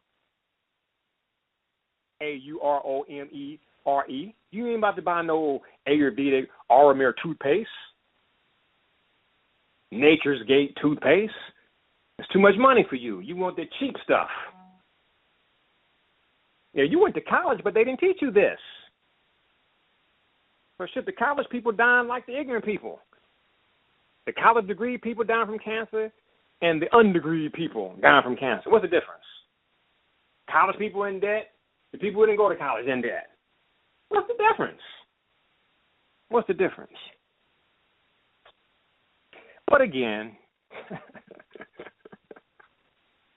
and like I said, you know, I ain't gonna lie. I'm walking around here to 951 feeling good and laughing because when I was learning a lot of this shit here, man, I was messed up. I was really messed up because I really thought I was free, especially in my religious days. I really thought I was free, man. I really thought I had this relationship with God and like, damn, you know, God is real. God is on the scene and shit, I learned some stuff. I'm like, God damn, I just got punked by the police. God, where you at? What the fuck you didn't intervene, man? I just got punked by the fucking police. And back then the police was supposed to be the devil. How you let the devil punk your servant? I had all type of questions. I found out that in Saudi Arabia, they allow planes, British and American planes, to take off from Saudi Arabia, the birthplace of Prophet Muhammad. Peace and blessings be upon him. They let planes take off from Saudi Arabia to bomb Iraq. I said, wait a minute. Whoa. Wait. Saudi Arabia, these people are Muslim. The Iraqis are Muslim. Like, what's up? And Great Britain and America, they're Christians. They're supposed to be the infidels. What's up, God? Talk to me. What's up? Yo, Saudi Arabia, talk to me. What's up, man? You're going to let the Christian infidels take off from your land, your soil, to bomb your Muslim brethren? But again, people, I was studying things. I was studying a whole bunch of stuff, and I'm like, damn, ain't nothing sacred. Ain't nothing sacred. That's what my debates with certain individuals who were Muslims, that's where that came from. Man, Djehutys against Islam. I'm not against Islam. I just learned certain things, man. If I can question Christianity, how come I can't question Islam? I was learning certain things. This shit is all commerce, not just here in the Matrix, but around the world. They don't teach you this in college. Like I said, they got the females, man, raising up the shirt, girls gone wild. These were college girls.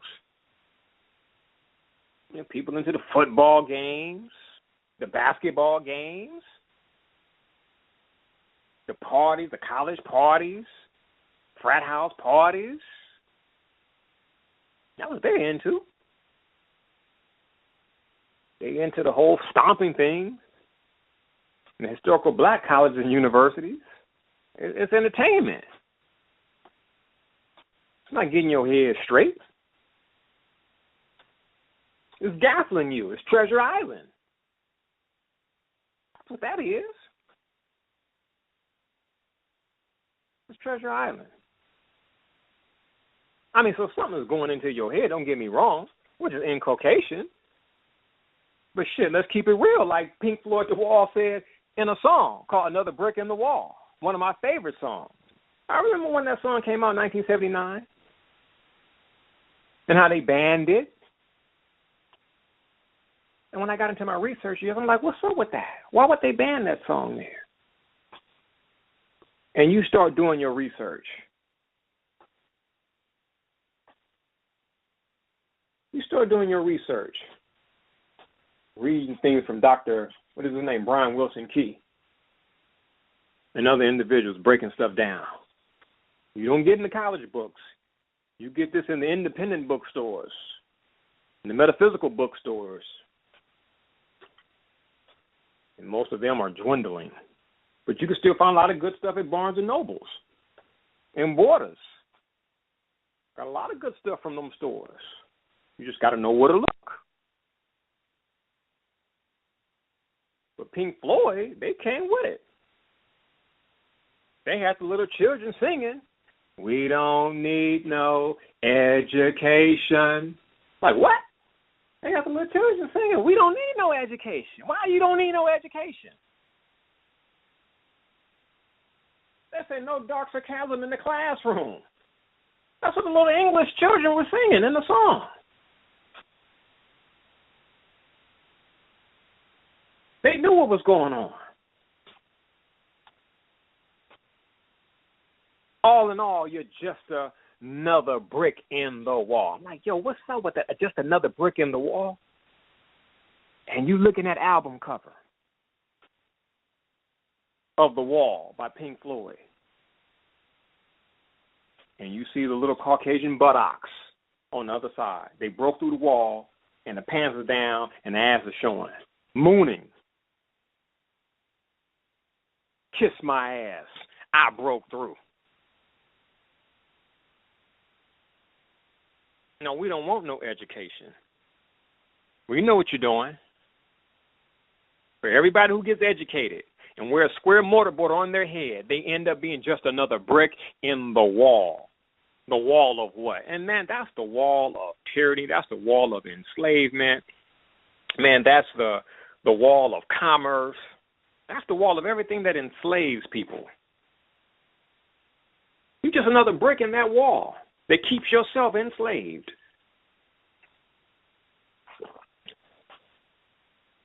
That's all.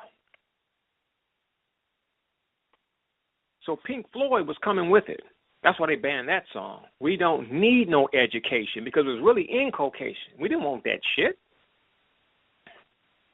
We're going to ban that song there. We don't want the students to listen to that. Let them listen to all of that other low vibrational music. And shit, nowadays they have a field day thanks to R&B and decadent hip hop. Let them listen to that rap music, the booty twisting, shaking music. Let them listen to that, so they're not thinking, asking questions. And it works. And it works. So college is a little society. We're set up by your Masons. That's why you go for degrees, because Masonry deals with degrees. You're right, Masonry, certain amount of degrees. Scottish Rite, Masonry, a certain amount of degrees. And even if you did get 33 degrees, you wouldn't be standing upright. You would still be dead. If you ain't standing upright, you ain't alive. So even with 33 degrees of these people, knowledge, if you want to call it that, it ain't going to stand you upright.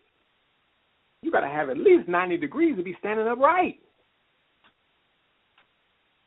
Dude can't penetrate no vagina at 33 degrees. Penis got to be 90 degrees erect to create life. 33 degrees, a cat is shit Willy Lump Lump. You can't do shit as Willy Lump Lump. You can't create no new life at 33 degrees. The woman be, what's wrong with you? Leroy, what's wrong? Leroy, how come you can't get, Leroy, what's wrong with you? Leroy, you can't get it up?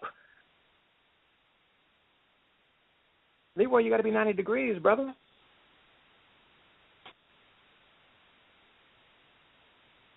$33 degrees. I got my degree. I graduated. I got my degree. You did? Yeah. Okay. What'd you wear on the day of your graduation? I wore my cap, my graduation cap. Oh, the square mortarboard. Yeah. Well, how come it ain't a triangle? How come it ain't a circle? Why is it a square? I don't know, Djehuty. I just put it on. I just graduated. I just graduate. Like, why does that matter? Because it does matter. Symbolism always mattered. Symbols always matter.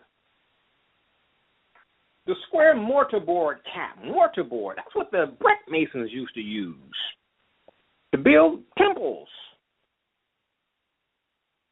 That little thing that hangs down on the side, what do they call that? Oh, that's the pestle. Oh, okay.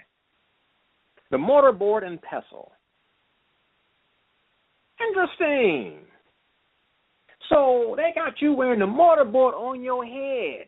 Now, the brick masons used to mix cement in the mortarboard. And so you symbolically got that on your head. What that mean?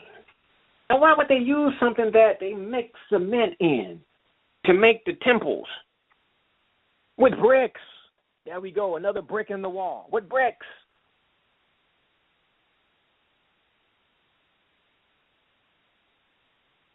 I don't know. I don't know.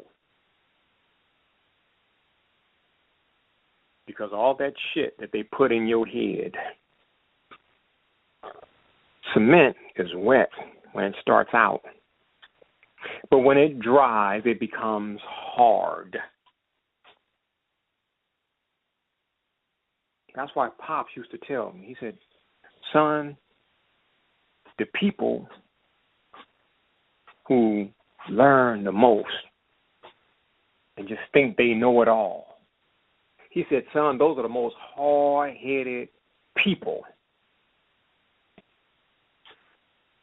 And Pops never lied. Because over the years, some of the most hard-headed people were those people who were educated and thought they knew some shit and didn't know nothing. But I understand because they wore the square mortarboard on their head and became a brickhead. Another brick in the wall. Just another brick in the wall. How many years you go to school? Oh, I went for 4 years. Really? And what they call you in your first year? Oh, I was a freshman. What that mean? It means that that's your first year in school. Well, no, I know when you first, go to school, you're a freshman. That's your freshman year. That's your first year. But why are you called a freshman? Fresh and man. I mean, does it have anything to do with the fact that college is a micro society? It's a new society. And when you first go there, you're new or fresh. Man being generic for male and female. I don't know. I never thought about that. Well, what the hell did you think about? And what they call you in your second year? Oh, I was a sophomore. Well, what that mean? That mean your second year. No. What does sophomore mean? I don't know. I ain't look it up. I mean, little basic stuff. Cheap stuff. Don't cost no money. All you need is a dictionary. One that has etymology in it. So we have the morpheme or word root soph or soph, which means wise, like Sophia, philosophy, sophisticated. Sophie, wisdom. And then we have more. Somebody asked me about the mortgage. More means death. Like mortuary. Morbid, mortality, it means death. So we got soft old more. I don't get it. What's up? Wise old death. You go from a state of wisdom to death. Well, we know it's not physical death, but is it academic, intellectual death? Are we dealing with mother's wit? There is something called mother's wit. You didn't go to school for that. You have a thing called mother's wit. Could it be that? All I know is that we got soft or more. We got wise death. And when you look it up in the dictionary, it says wise fool. But can you really be a wise fool? Now, when you understand the tarot, I know a lot of people are like, oh, shit, see, Tootie, he be messing around with that dark shit. That boy's in that damn tarot. But that damn tarot is deep. Because I used to call myself the fool. I'm still the fool. Only from the tarot card, the fool was a wise cat. When you learn the history of the fool, studying the tarot card, and if you're afraid of it, stay the hell away from it. And it's being afraid from a lot of things that represent or that come from the occult, from the world of Gnosticism, the great arcana, Hermeticism, things of that nature. If you're afraid of all of that, then you just stay behind. You just stay back. Don't check it out for yourself.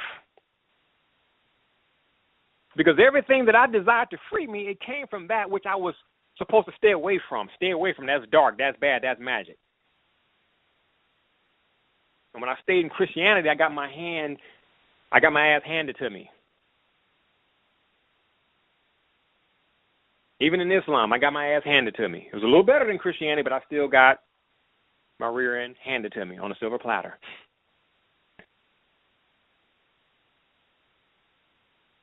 And what freed me came from that so-called dark world.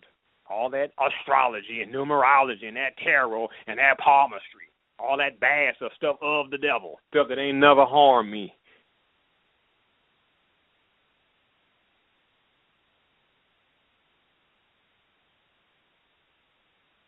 Soft or more. Wise fool. A wise fool. Now, the only thing I know about the fool being wise is from the perspective of the tarot. The fool was called the fool because he left the king's court. And the people who resided at the king's court were taken care of. They never left the king's court. They were dependent upon the king. In other words, they were slaves. And the fool would look down into the forest where everybody else was having a merry time, eating and talking, wasting time. They were in La La Land. And the fool was looking at the forest. The fool put his belongings in a knapsack on a stick, cut holes in his pockets because he didn't need nothing, and left the king's court. And all the little slaves who stayed behind said he was out of his mind. You're going to leave the king's court? Leave all of this? I said, yeah, yes I am. All he needed was in that knapsack, which was food. He didn't need no pockets because he didn't need no money. He didn't need anything. He was free. When you don't have need, people, you're free. So you're in the matrix, you have need. You have rent, you have mortgage, you have car note, you have car insurance. You get parking tickets, you get traffic tickets. You have utility bills, you have a cell phone bill, internet bill. Some guys have child support bills. It's a bill. HOA, Homeowners Association, bill. It's a bill. Thorson, that's a bill. You're not free. You have bills. You went to college to get a degree, to get a job, to get some money, to pay bills. Humanity has evolved over all of these centuries, millennia, to pay fucking bills. You have human beings fucking, whoring, prostituting, physically, to get money to pay bills, defiling yourself so a corporation can generate profit. And there are a lot of people out there doing a whole bunch of low vibrational shit to get money, quick money. You're going to fuck some dude, cat ejaculate all up in you, all on your face, in your mouth, so you can get a few crumbs to pay the bill for that month. And you right back in that same situation 30 days later. It's a cycle. That's why they call it the rat race. You're the hamster on the treadmill.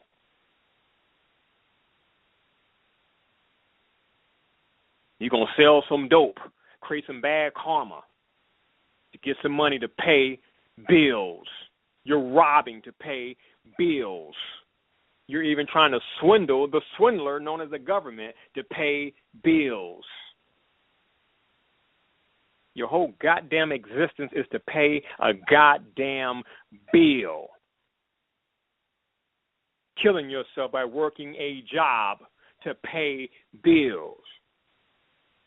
Well, what are we supposed to do, man? We got to make a living. But at the expense of living your making? You can't live your making in order to make your living? Oh, but see, you're not into numerology, so you don't know anything about that anyway. I don't care what you say, man. You know, I'm straight with the Lord, my Savior, Jesus Christ. You still a slave. You still got bills. Jesus don't eradicate your bills. Shit, hell, your tithing at church has become a bill. If your ass don't pay, them creatures in the book of Revelation is going to get your ass. So says Repton. They got goddamn ATMs in the church. You better go get that goddamn money. Because shit, even the rep will tell you, hell, the church got bills. The fuck y'all think Jesus Christ run this stuff here? No, the government does. Your damn church is a 401. Not a 401, but a 501c3. Your church is a corporation. It has to answer to the IRS. It don't answer to Jesus. It answers to the IRS. I know they don't teach you that in school, but it's real. It's real. So the church got bills. Bills, bills, bills. Many people going to school to get a degree in a field that they believe is going to pay them a lot of money. They're not really into the subject matter. All they know is that they pay a lot of money. I'm going to become a lawyer. Why? Well, lawyers make a lot of money. They make good money. Well, what about the principle of law? Oh, man, I'm going in for the money. So you don't follow principle. You don't follow your heart. And you go by the good book, too. Right there in your good book in Matthew 6:33, it says, "Seek ye first the kingdom of God and God's righteousness, and all things shall be added unto you." Oh, I believe in that, Tootie, but cancels out everything that comes before it.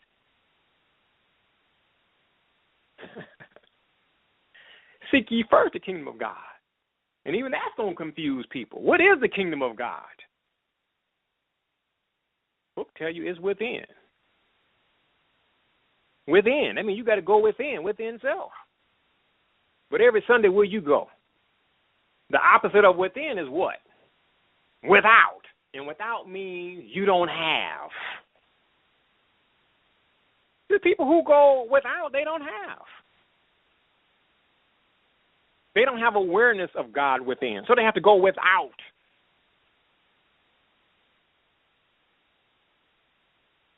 To an institution made by the hands of man, just like the church. Just like the church. But the fool was wise. The fool didn't need nothing. And when the fool ate the food in the knapsack, the fool started eating apples and oranges, the things that grew in nature. Now, all those people who stay behind the king's court, they didn't know that. See, that's what happens when you stay behind and think you got it made. Like people in the city really think they got it made. And it's just easy for the government. Civilization means enslavement. That's all it means. That's why the opposite of civilization or civilized is wild. There's a book called The Scramble for Africa. And in that book, it explains the gist of the scramble for Africa. It was based upon 4 things. The book says 3, but it's really 4 things. Europeans went to Africa for the 3 C's. To implement or institute the 3 C's. Civilization, to civilize the so-called savages, number 1. Number 2 was Christianity, and they are very successful with Christianity, even to this day. You can watch 12 Years a Slave, Mandingo, Sankofa. They just don't get it. They just can't get it out their system. And number 3, commerce. But number 4, and that's what all 3 of these things represent, civilization, Christianity, and commerce, all equate to conquering. And that's exactly what happened. So we're all civilized now. Nobody taught us to look up the word wild in the dictionary. Wild means free.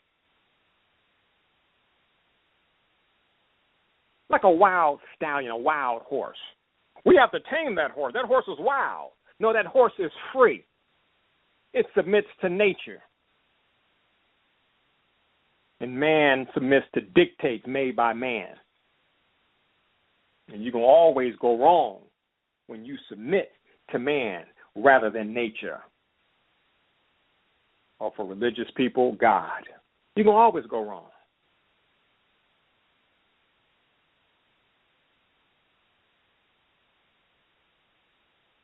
We can look at it in the form of hair. Yeah, girl, I'm gonna let my hair grow wild. Oh, girl, you need a relaxer. Why does she need a relaxer? What is a relaxer? Oh, Tootie, that's a perm. That's sodium hydroxide and the hair be straight. It's relaxed. Why does her hair have to be relaxed?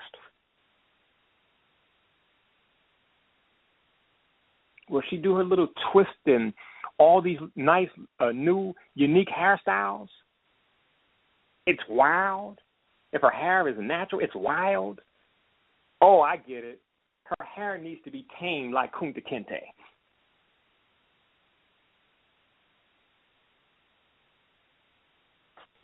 I don't care what you say to Djehuty. Then Kunta Kinte, then she needs to get her a Kunta Kinte kit and relax her hair. Hair, you're too wild. You need to relax. So we're going to give you this relaxer. We're going to call it a perm, but it's really a temporary because your new growth it's going to sprout up in several weeks, several months. And we'll just have to relax you again. You just keep coming back to the salon. Save your money, just keep coming back every 2 weeks or 3 weeks or 4 weeks, whatever it is, to keep getting your hair relaxed. Get your hair civilized.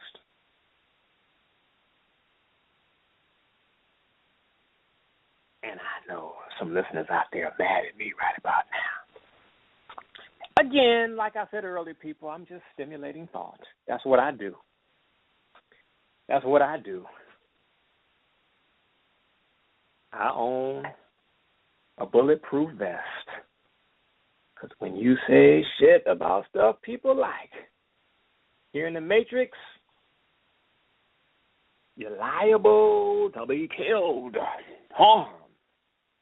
You're just speaking. So what? You made me mad. Acting on some shit. Like the people who acted on Malcolm X. Then 20 years, I'm sorry, brother. I was used by the government. I'm sorry. Nigga, fuck you and you're sorry.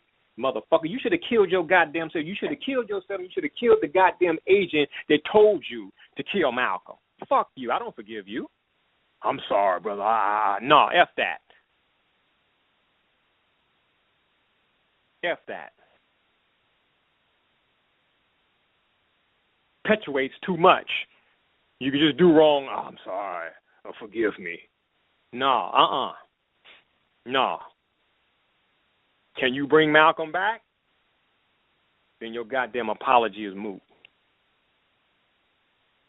And I'm coming from the mundane with this here. Because there is a higher aspect to forgiveness. But if you ain't in tune with that and you don't do recompense, it's for moot. It's for nothing. You must become a penitent and repent. And it's difficult to do that when you take life because you don't give life. That's the ultimate violation there. You don't give life, so you don't have the right to take life.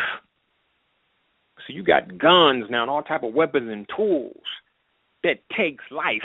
It's the ultimate violation. That's the ultimate disrespect of God. Well, I'm a police officer and I F you too. Your ass gonna die one day and you gonna deal with your karma. You didn't kill the man because he stole a bag of goddamn potato chips. The bag of potato chips is worth less than $1. You took a human life over a goddamn bag of Lay's potato chips. Oh, well, I didn't kill him over the potato chips. He was stealing. Steal, sir, steal. No pun intended. No pun intended. But it's a cold game. Don't you know when you take on a job at the CIA or the FBI, don't you know that you share in the karma of those agencies? No, Djehuty. I'm just there to work my job and take care of my children. No, I'm sorry, love. It don't work like that. It would be great if it did, but no. You work for an agency that does serious harm. They derive their money from doing harm. Your paycheck, your pay comes from the money that is derived from doing harm. You got to share in the karma of that government agency.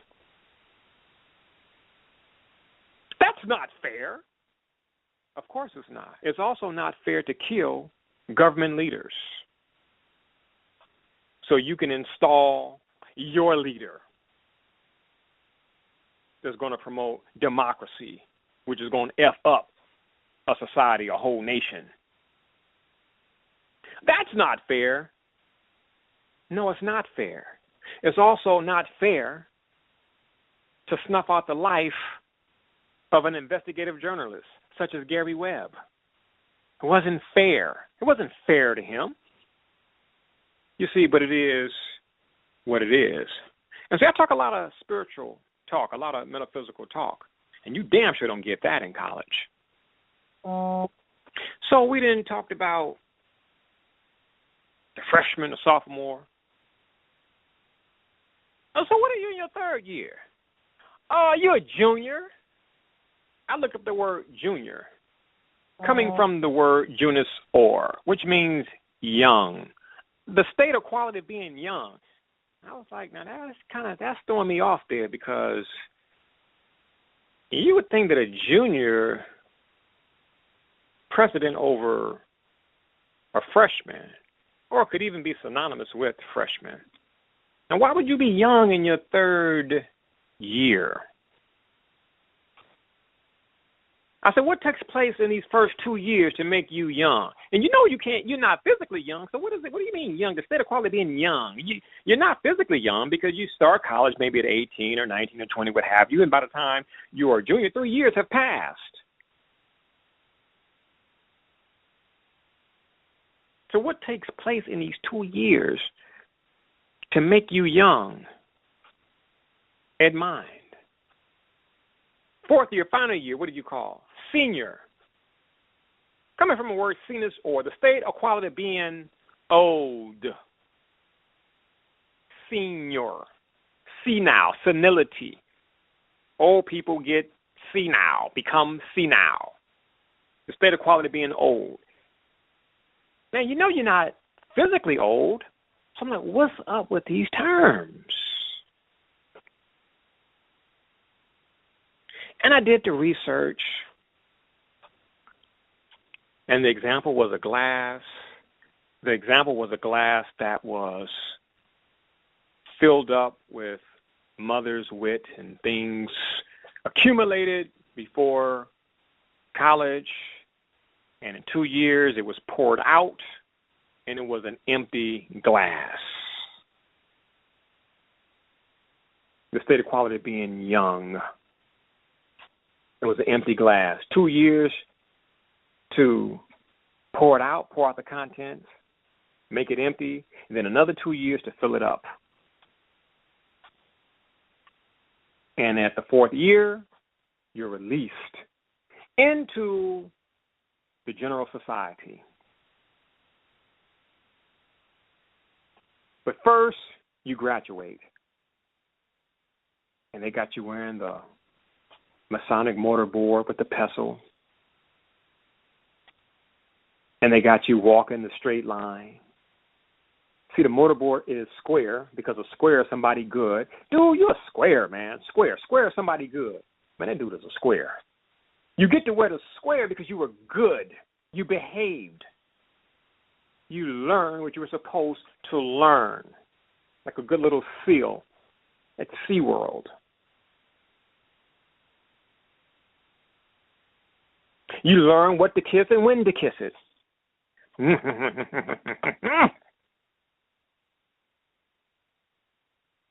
You were good. You were square. But you walked a straight line. Dude, you got to walk the straight line in life, man. Now, what does that mean? That means be good. Walk the straight line.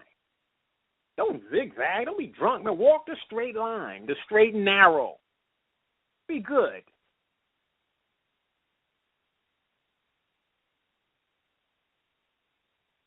But you're also walking to a very well-known song. This song is by a man named Sir Edward Elgar. Sir Elgar. Anytime you deal with the S-I-R, the Sir, you are dealing with Great Britain when you are when you have sir. Yes, sir. No, sir. It all comes from England. You got to do research on England because England did some serious damage. Bitty, bitty, tiny England. So you're marching to pomp and circumstance.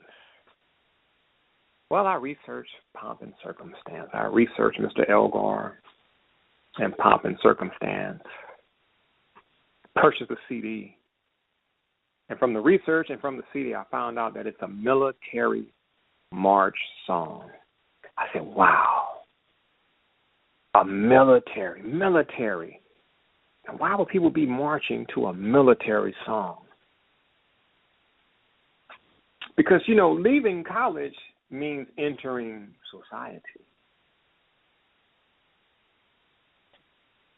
Military, admiralty, maritime.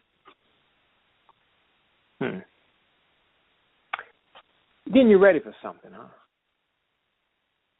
See, in the military, they take orders. They don't question. They just take orders. Now, maybe that's what people in college do. Maybe they're trained to just take orders. Don't question, just take orders. And a lot of people who graduate from college and during college take orders. And in more ways than one. They're waiting tables to help pay for the books, to help mom and pops out on the tuition. They're taking orders. May I take your order? Yeah, give me 3 tacos and some refried beans and some rice. Would you like to order anything else? Give me a beer to juggle it down. Taking orders. Well, I think that's a good thing if people are taking orders, working at a restaurant, taking orders to raise some money to help pay for their tuition. I looked up tuition. I said, well, damn, why they call it tuition? Tuition. Did the research on that. And just like I figured, it was linked back to intuition. Intuition. But tuition don't have the N before it. I said to myself, I said, people really wouldn't need all of this so-called schooling if they were in tune with their own intuition. I mean, intuition is some powerful, powerful, powerful, powerful stuff. It was located at the 6th chakra, Ajna, the seat of Christ consciousness. And you really wouldn't need this stuff if you got in tune with Christ consciousness. Now, I know many people believe in Jesus Christ as a man. They follow Christ. And I don't trip on people who follow Christ. People who follow Christ are individuals who don't operate on Christ consciousness. They follow a character. This is very controversial here, but I can back it up. Now, according to history, this cat didn't exist, and I'm going to get off that. And if I piss people off, then you know what, we can do a show on that in the future. But I'll put up some books on Twitter for you. Read them first. Read them first. There's no need to get mad at me. There's no need to throw out any information, anything that you believed up until I just said what I said about your man, JC.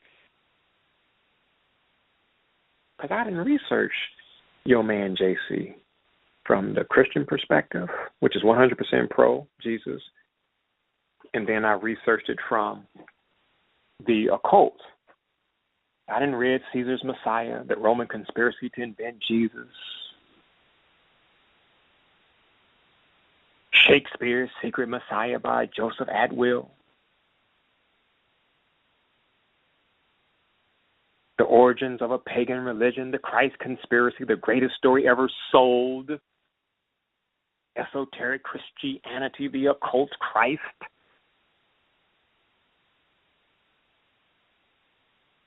Stuff you're not supposed to read. The Astrological Foundation of the Christ Myth. Oh, shit, he's saying it's a myth. Inner Christianity, A Guide to the Esoteric Tradition. The Gospel and the Zodiac, The Laughing Jesus, Jesus and the Lost Goddess, The Jesus Mysteries. Christianity and Ancient Egyptian Religion. And we can't talk about all the works of Jordan Maxwell and Ashwa Kwesi and others. Forget that. The little guys, they don't have degrees. They didn't go to school. They don't have degrees, so we can't take them seriously. Even though the first guy who built the first university didn't have a degree. As Dr. Ben used to ask people. The man who built the very first university, what degree did he have? He didn't have a degree. But I have to say he was a wise sapsucker. Because this fool didn't have a degree, built an institution whereby people were given a degree. That's some genius shit in my book. You got to ask yourself that question. The man who built the very first university, what degree did he have? Who gave him the authority to build a university? Question. It's just a question. Phone line time. Calling number is area code 714-364-4358. 714-364-4358. Man, I'm quite sure most of these people are just listening. But I got to take a chance, people. I got to take a chance because you people may have legitimate questions and or comments. Call it from the 216. Are you in the mix? Or are you still listening? It's 822. Look at that. I hit 711, and now it's 822. 11 and 22. The master numbers. I always see them. I'm going to do a show on that. But anyway, do we have a call on the line? If not, I'm going to move on down to Anonymous. Put you on mute, 216. I gave you a chance. Anonymous, are you listening? I'm just enjoying listening to the show, man. My name is Tracy, calling from Arkansas. Tracy from Arkansas. All right, you just listening, so I'm going to put you on mute and see what's going on with the 832 area code to see if this person has a question or comment or is just listening to 832. Caller from the 832. Okay. Listening to. Let's go down to the 405. 405. Caller from the 405. Nope. Shit, this is going to turn into the Djehuty monologue. I didn't switch stuff up in 2 days to my original format. Okay. That was 4 right there, 8:25 p.m. I got 35 minutes, so I might as well finish. All right. I do see these calls lit up, but for the most part, I'm for sure that most people are listening. I'm going to have to do some shows whereby the people can interact. I'm off on these monologues here. No, I know I just said some things that were offensive to the Christian people, and I have respect for Christian individuals. I respect what people are in.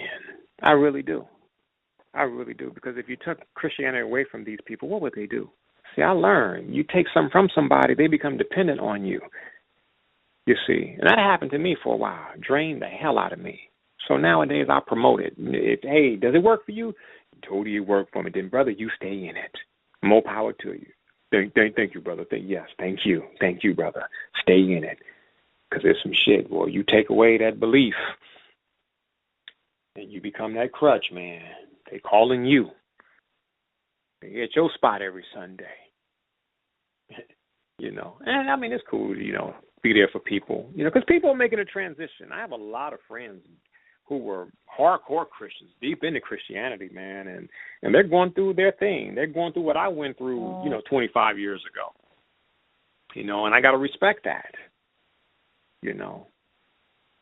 Everybody ain't going to come out of it, but some people are, because it's meant for them. Usually people with Neptune and Sagittarius, they start off religious and then they morph into spirituality.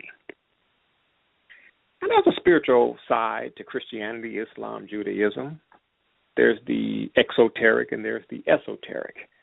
I'll save that for a show dealing with religion, maybe religion versus spirituality. That would be a good topic for a show. They have religious seminaries. That's college. You go to college and learn about God. Sure can. You sure can. But the college conspiracy. I mean, they got people in this micro-society. They got people in this micro-society joining Greek fraternity, which is cool. Now, it does become a problem, when you're African or melanated in a Greek fraternity. Because, see, now you're dealing with culture. And there's a lot of ways to colonize. You're doing Greek stuff, man, and you do the research, like in books such as Stolen Legacy. You find out that the Greeks learned from your ancestors. They learned from the people of ancient Kemet. Like Dr. Ben said, Aristotle and a lot of the other Greek philosophers, man, they caught hell. Some were put to death for teaching a foreign philosophy. So you knew it could not come from Greece. If they caught hell in Greece, charged with teaching a foreign philosophy, it wasn't theirs. Foreign, where did they get it from? You might want to read Stolen Legacy. You might want to read Stolen Legacy. Was that George G.M. James, I believe. Good book. Powerful book. Did wonders for me. I built my own college. Educated myself. Learned a lot. I met a dude when I was setting up the health store. I met a dude. It's a cool white cat. Cool dude, man. Real cool. Came in to set up our POS. Register from Bank of America. He was there for like 4 days. In the early days of the health store, it was Gump, Todd, Corey, myself. And, man, we'd be chopping it up in the back. And I remember this dude, he was there. He made the fifth person. And, he was just really intrigued. Like, man, I've been here, 2 or 3 days, and, like, you guys are just, like, chilling. Like, you're doing your thing here, man. Like, you guys are happy. Like, this is cool. And, of course, everybody was like, yeah, we love it. We talk to people. Back then, I mean, man, we stayed on the phones. But we talk about what we were going to do and how we were going to travel and give lectures in New York and Atlanta and Chicago and just live it up, doing the alternative thing. And I began to talk to this dude. We got close. And I could tell he wasn't happy. He was like, man, you guys never went to school, because none of us went to school. He said, man, you guys never went to school, and you're doing your own thing, and you guys are happy. And he went to, I want to say Santa Cruz. Is that UC, Santa Cruz? Out here we got Cal State and UC. But I believe he went to Santa Cruz. And he said, man, I went to Santa Cruz and, got a degree, and I worked for Bank of America, and I got a car. But I'm not really sure of myself, and my self-confidence is thrown off, and I'm just not where I want to be. I don't have a girlfriend because the money situation. And I asked the dude, I said, well, what do you want to do? He said, I want to do what you guys are doing. Not necessarily the nutraceuticals, but I want to do what you guys are doing. I said, what are you good at? And he rattled off a few things. I said, there you go. Pick one of those and invest time, energy, and capital in that. See where it goes. It's exciting when you're doing your own thing because you don't know how things are going to happen, man. It's exciting. It's scary and exciting at the same time. It gives you a thrill. Doing the same old, the monotony of the 9 to 5. That's a whole nother show too, 9 to 5. My girl Dolly Parton, she breaks it down in that hit song, 9 to 5. It's a rich man's game. I mean, Dolly Parton really dropped a lot of good stuff in that song, man. Good stuff to make you think. She really dropped a lot. But I told the dude, man, there you go, right there. I said, what do you think blocks you, man? And he said, you know what? College. He said, college taught us to overanalyze. He said, we overanalyze. He said, we overanalyze to the point, man, where we mess ourselves up. We're fearful. We don't move. It's one thing to analyze, but it's another thing to overanalyze. And he said it. And he said, you know what, Djehuty? He said, some of my clients are millionaires. And he said, I've talked to a few of them. And he said, Djehuty, all of them dropped out of college. They all went to college, and I shouldn't say all of them. He said like most of them. But all of his clients that he talked to, most of those cats had dropped out of college. They went to college, but they didn't finish. I remember he said, I talked to these guys, and these guys left school, and they're all millionaires. And they got Ferraris and Porsches and, Mercedes and Rolls Royces, just balling Lamborghinis. He said there's one millionaire has a license plate that says 2.0 GPA. He's having fun with it. He wasn't smart in college. He had a 2.0 GPA. But he told my dude that worked for Bank of America, he said, but you know what? The people that work for me, they have 4.0s. And see, I never forgot that. Because I got so many damn books here, so that's why a lot of times y'all hear me say I read, I study, what have you. But, I'm not going to even tell you to put me to the test because I really don't have the time. But I've put my library up on Twitter. I actually do reside in a real library. I got some shit for your ass. And if time ever avails, no problem. I will post it on Twitter. DVDs, books, I got a whole bunch of stuff. But I did come across the information in a particular book or business book that did state that most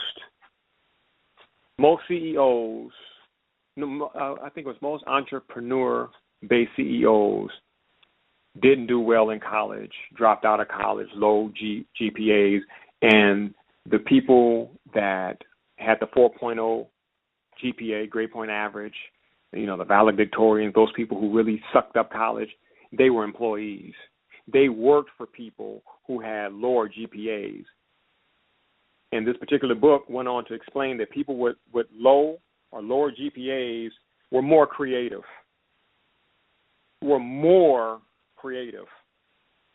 And it's the creative people who tend to be entrepreneurial in spirit. The creative ones tend to be more entrepreneurial in spirit. And the students with the 4.0 GPAs, the high GPAs, they make the best employees. The best employees. That research has been done. And I agree with it.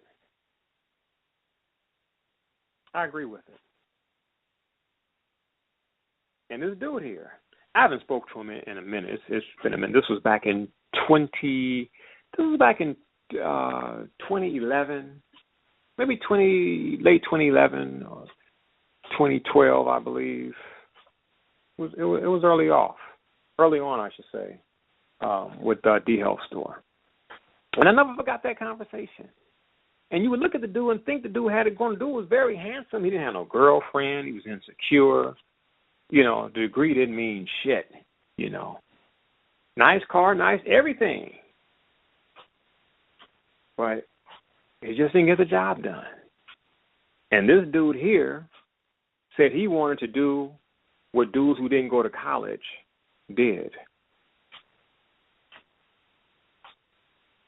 You see people, and I have to get ready to conclude, but you see people,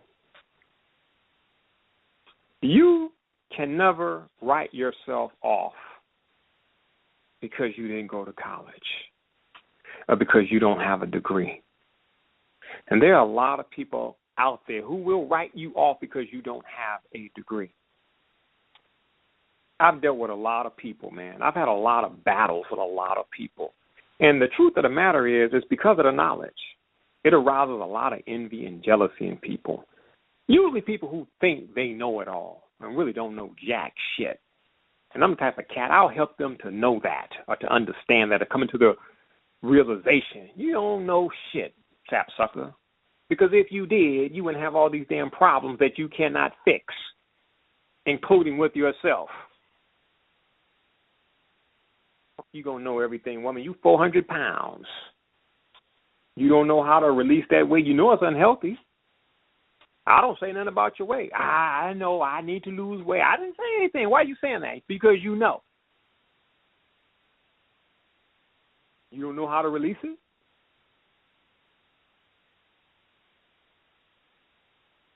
And other people attempt to write you off. But you are the authority for yourself.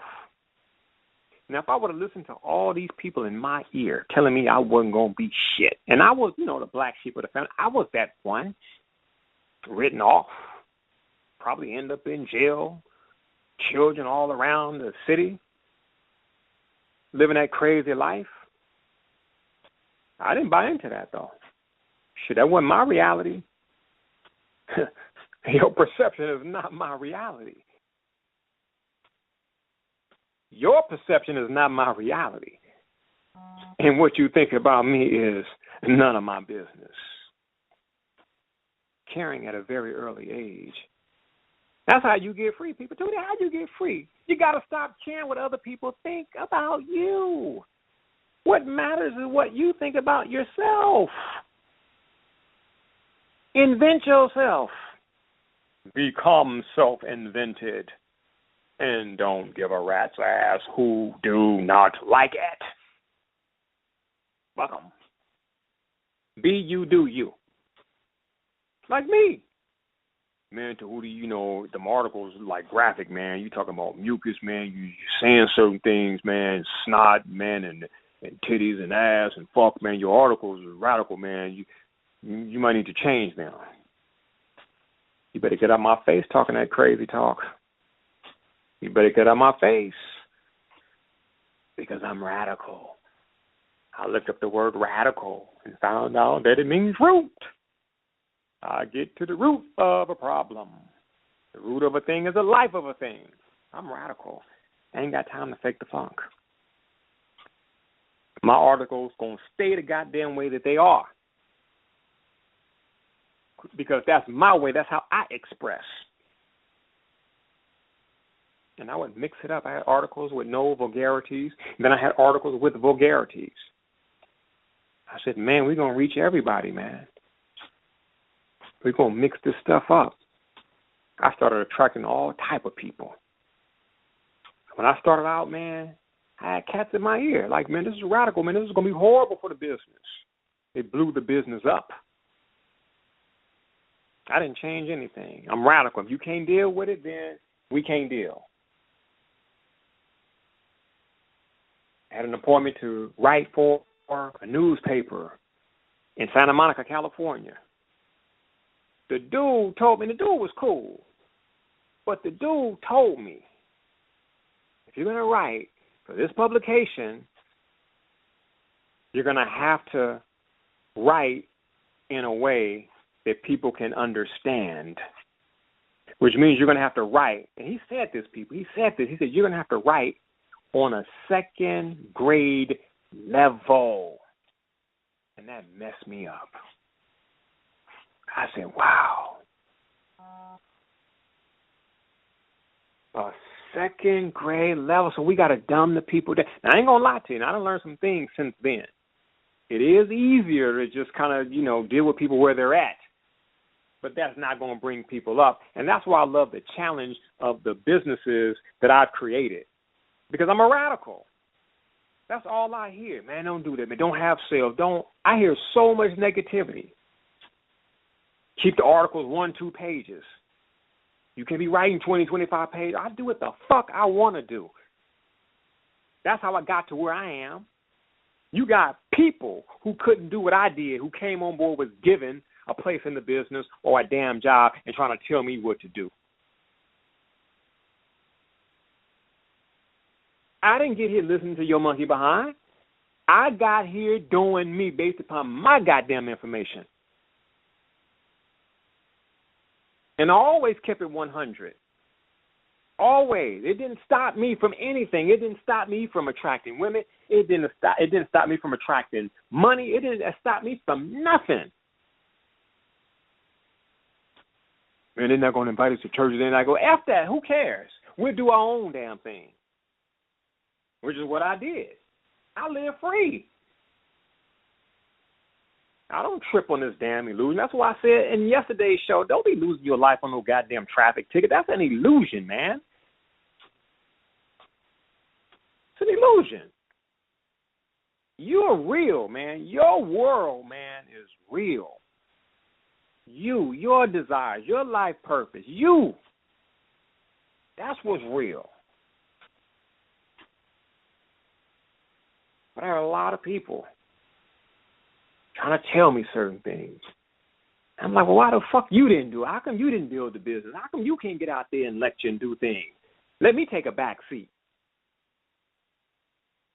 Because shit, just keeping it real, I'm supposed to be behind the scenes. That's in my natal chart. But I do got the Leo midheaven that I'm learning to accept. But, you got people, man, college people trying to tell you what the hell to do. Like, you ain't built nothing. With the exception of a wall in your damn head. All college people are not like this. There are really some brilliant people out there who went to college, got degrees, and they know what time it is. In my opinion, those people actually have the best of both worlds. They really do. That's why I tell people, I say, if you take any of my courses, you don't get no degrees. Based upon the information you have heard in this broadcast, I give you information that's going to set your behind apart from everybody else out there, whether it's law, astrology, herbology, what have you.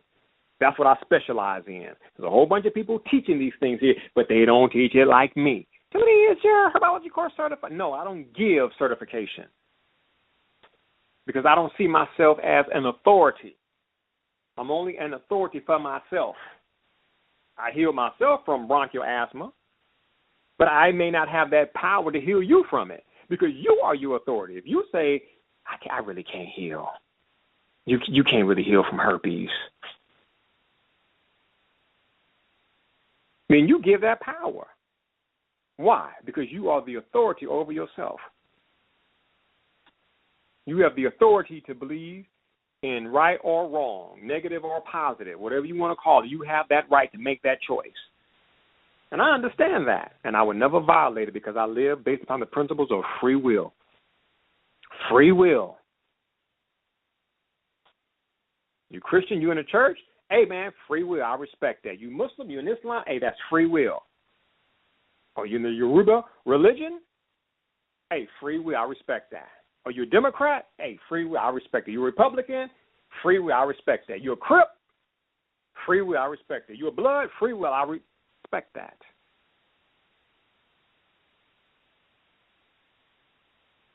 Free will, and it leads to freedom.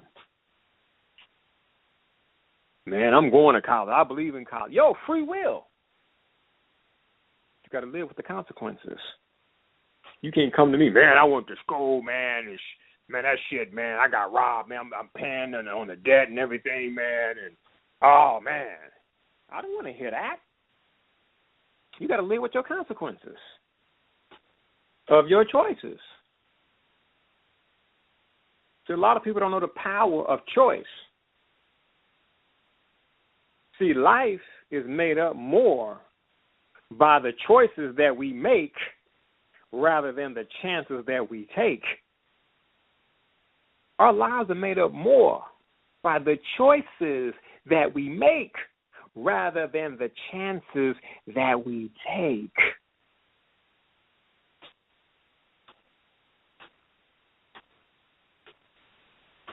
So I'm not against college.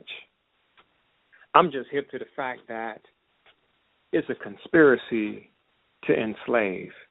It's a conspiracy to rob.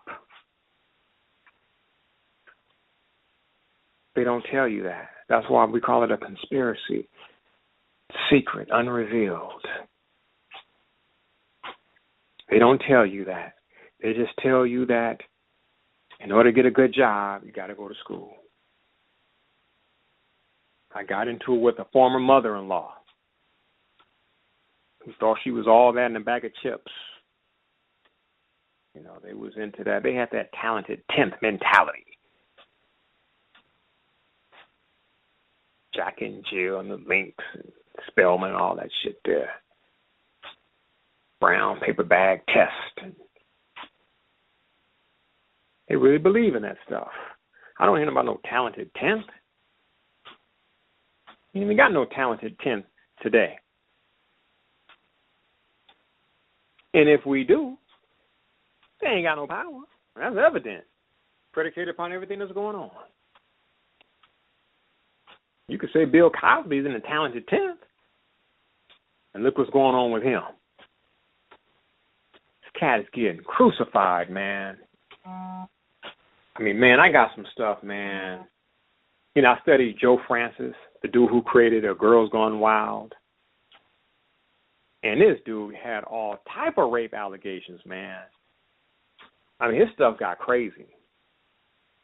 But you don't hear about it to the degree of Bill Cosby. And I got a request to talk about Bill Cosby. I got a whole bunch of requests. I've been off the scene for a minute, so, hey, Djehuty, what about this? What do you think about that? And yada, yada, yada. I'm quite sure I'll get to it. But my girl, I ain't going to say her name, she's a college professor. We became good friends. She's a Virgo. We instantly connected. But her son was in a movie with Bill Cosby. And this was before any of the allegations came out. This was in 2001. And she told me, she said, Cosby, even though she was married, Cosby smooched up on her. Now, you know, that's what cats do. I think the bigger problem with Cosby is the allegations of drugging women, drugging them.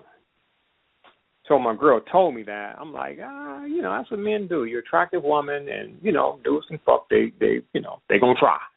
You know, well, if they feel they can or if they desire, then they gonna try. And, you know, this woman was very attractive.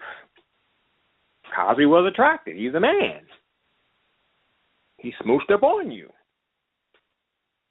He had to see if he could hit the skin. He had to, you know, give an effort. Nothing beats a failure but an effort. I mean, it's kind of jacked up. Djehuty, I was married. Well, I mean, shit, you're in the Matrix. Like, that really don't mean nothing to a lot of people. I worked for a place that was a dude named Sergio. Sergio was married, and then my girl Barbara was married. And one day, Sergio waited for Barbara in the parking lot. He smooshed up on her. And Barbara said, Sergio, I'm married. No, she said, I'm happily married. No, I think she said two things. She said, Sergio, I'm married. And Sergio said, I'm married too. Sergio, I'm happily married. Then Sergio said, well, I'm not. Thought that was hilarious. I knew both of them. It was a very awkward thing for my girl Barbara. We were real tight.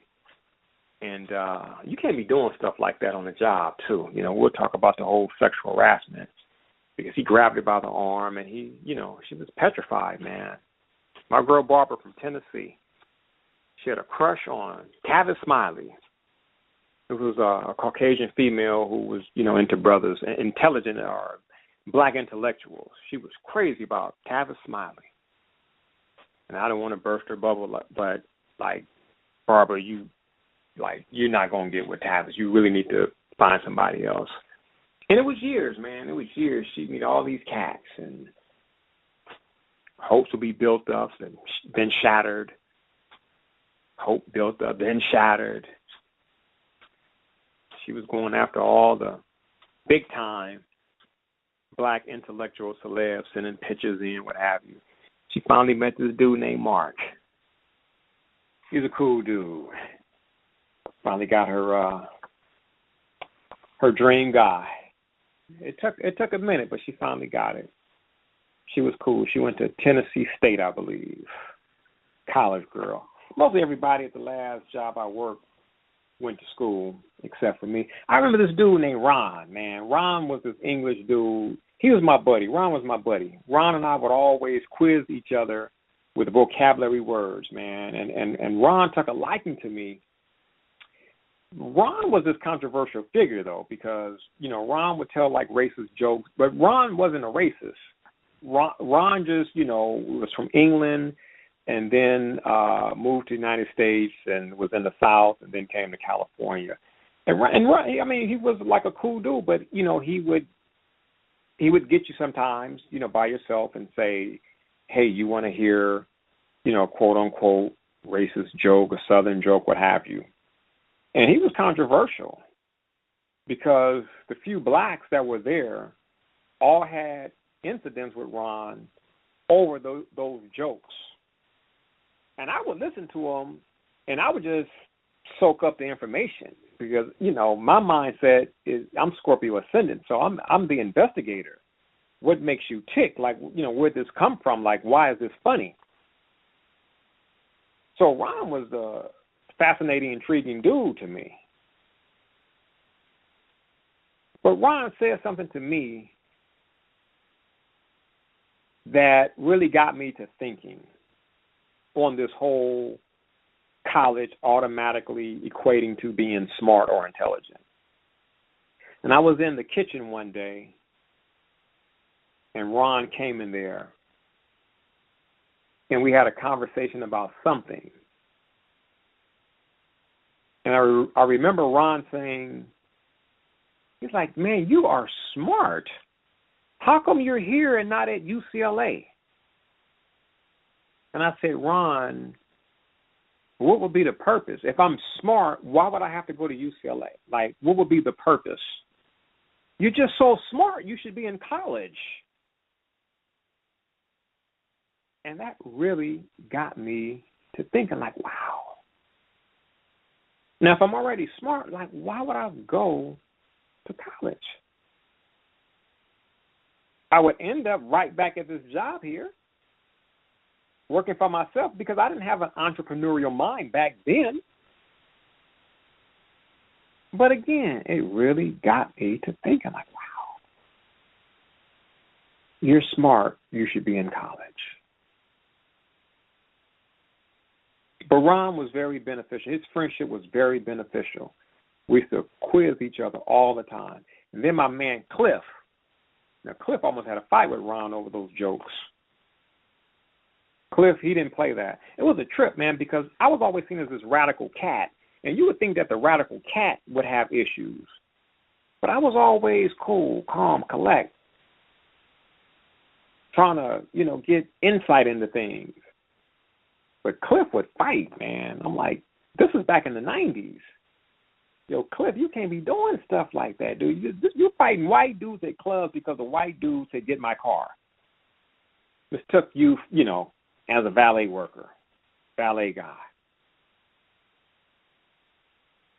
And I understand. I understand you see a black guy there and you automatically assume. But I'm like, to fight, Cliff, like you got into a fight and your woman is screaming, you guys have to run and get in your car and take off? Mr. Educated man? Mr. Sophisticated? Like, wow.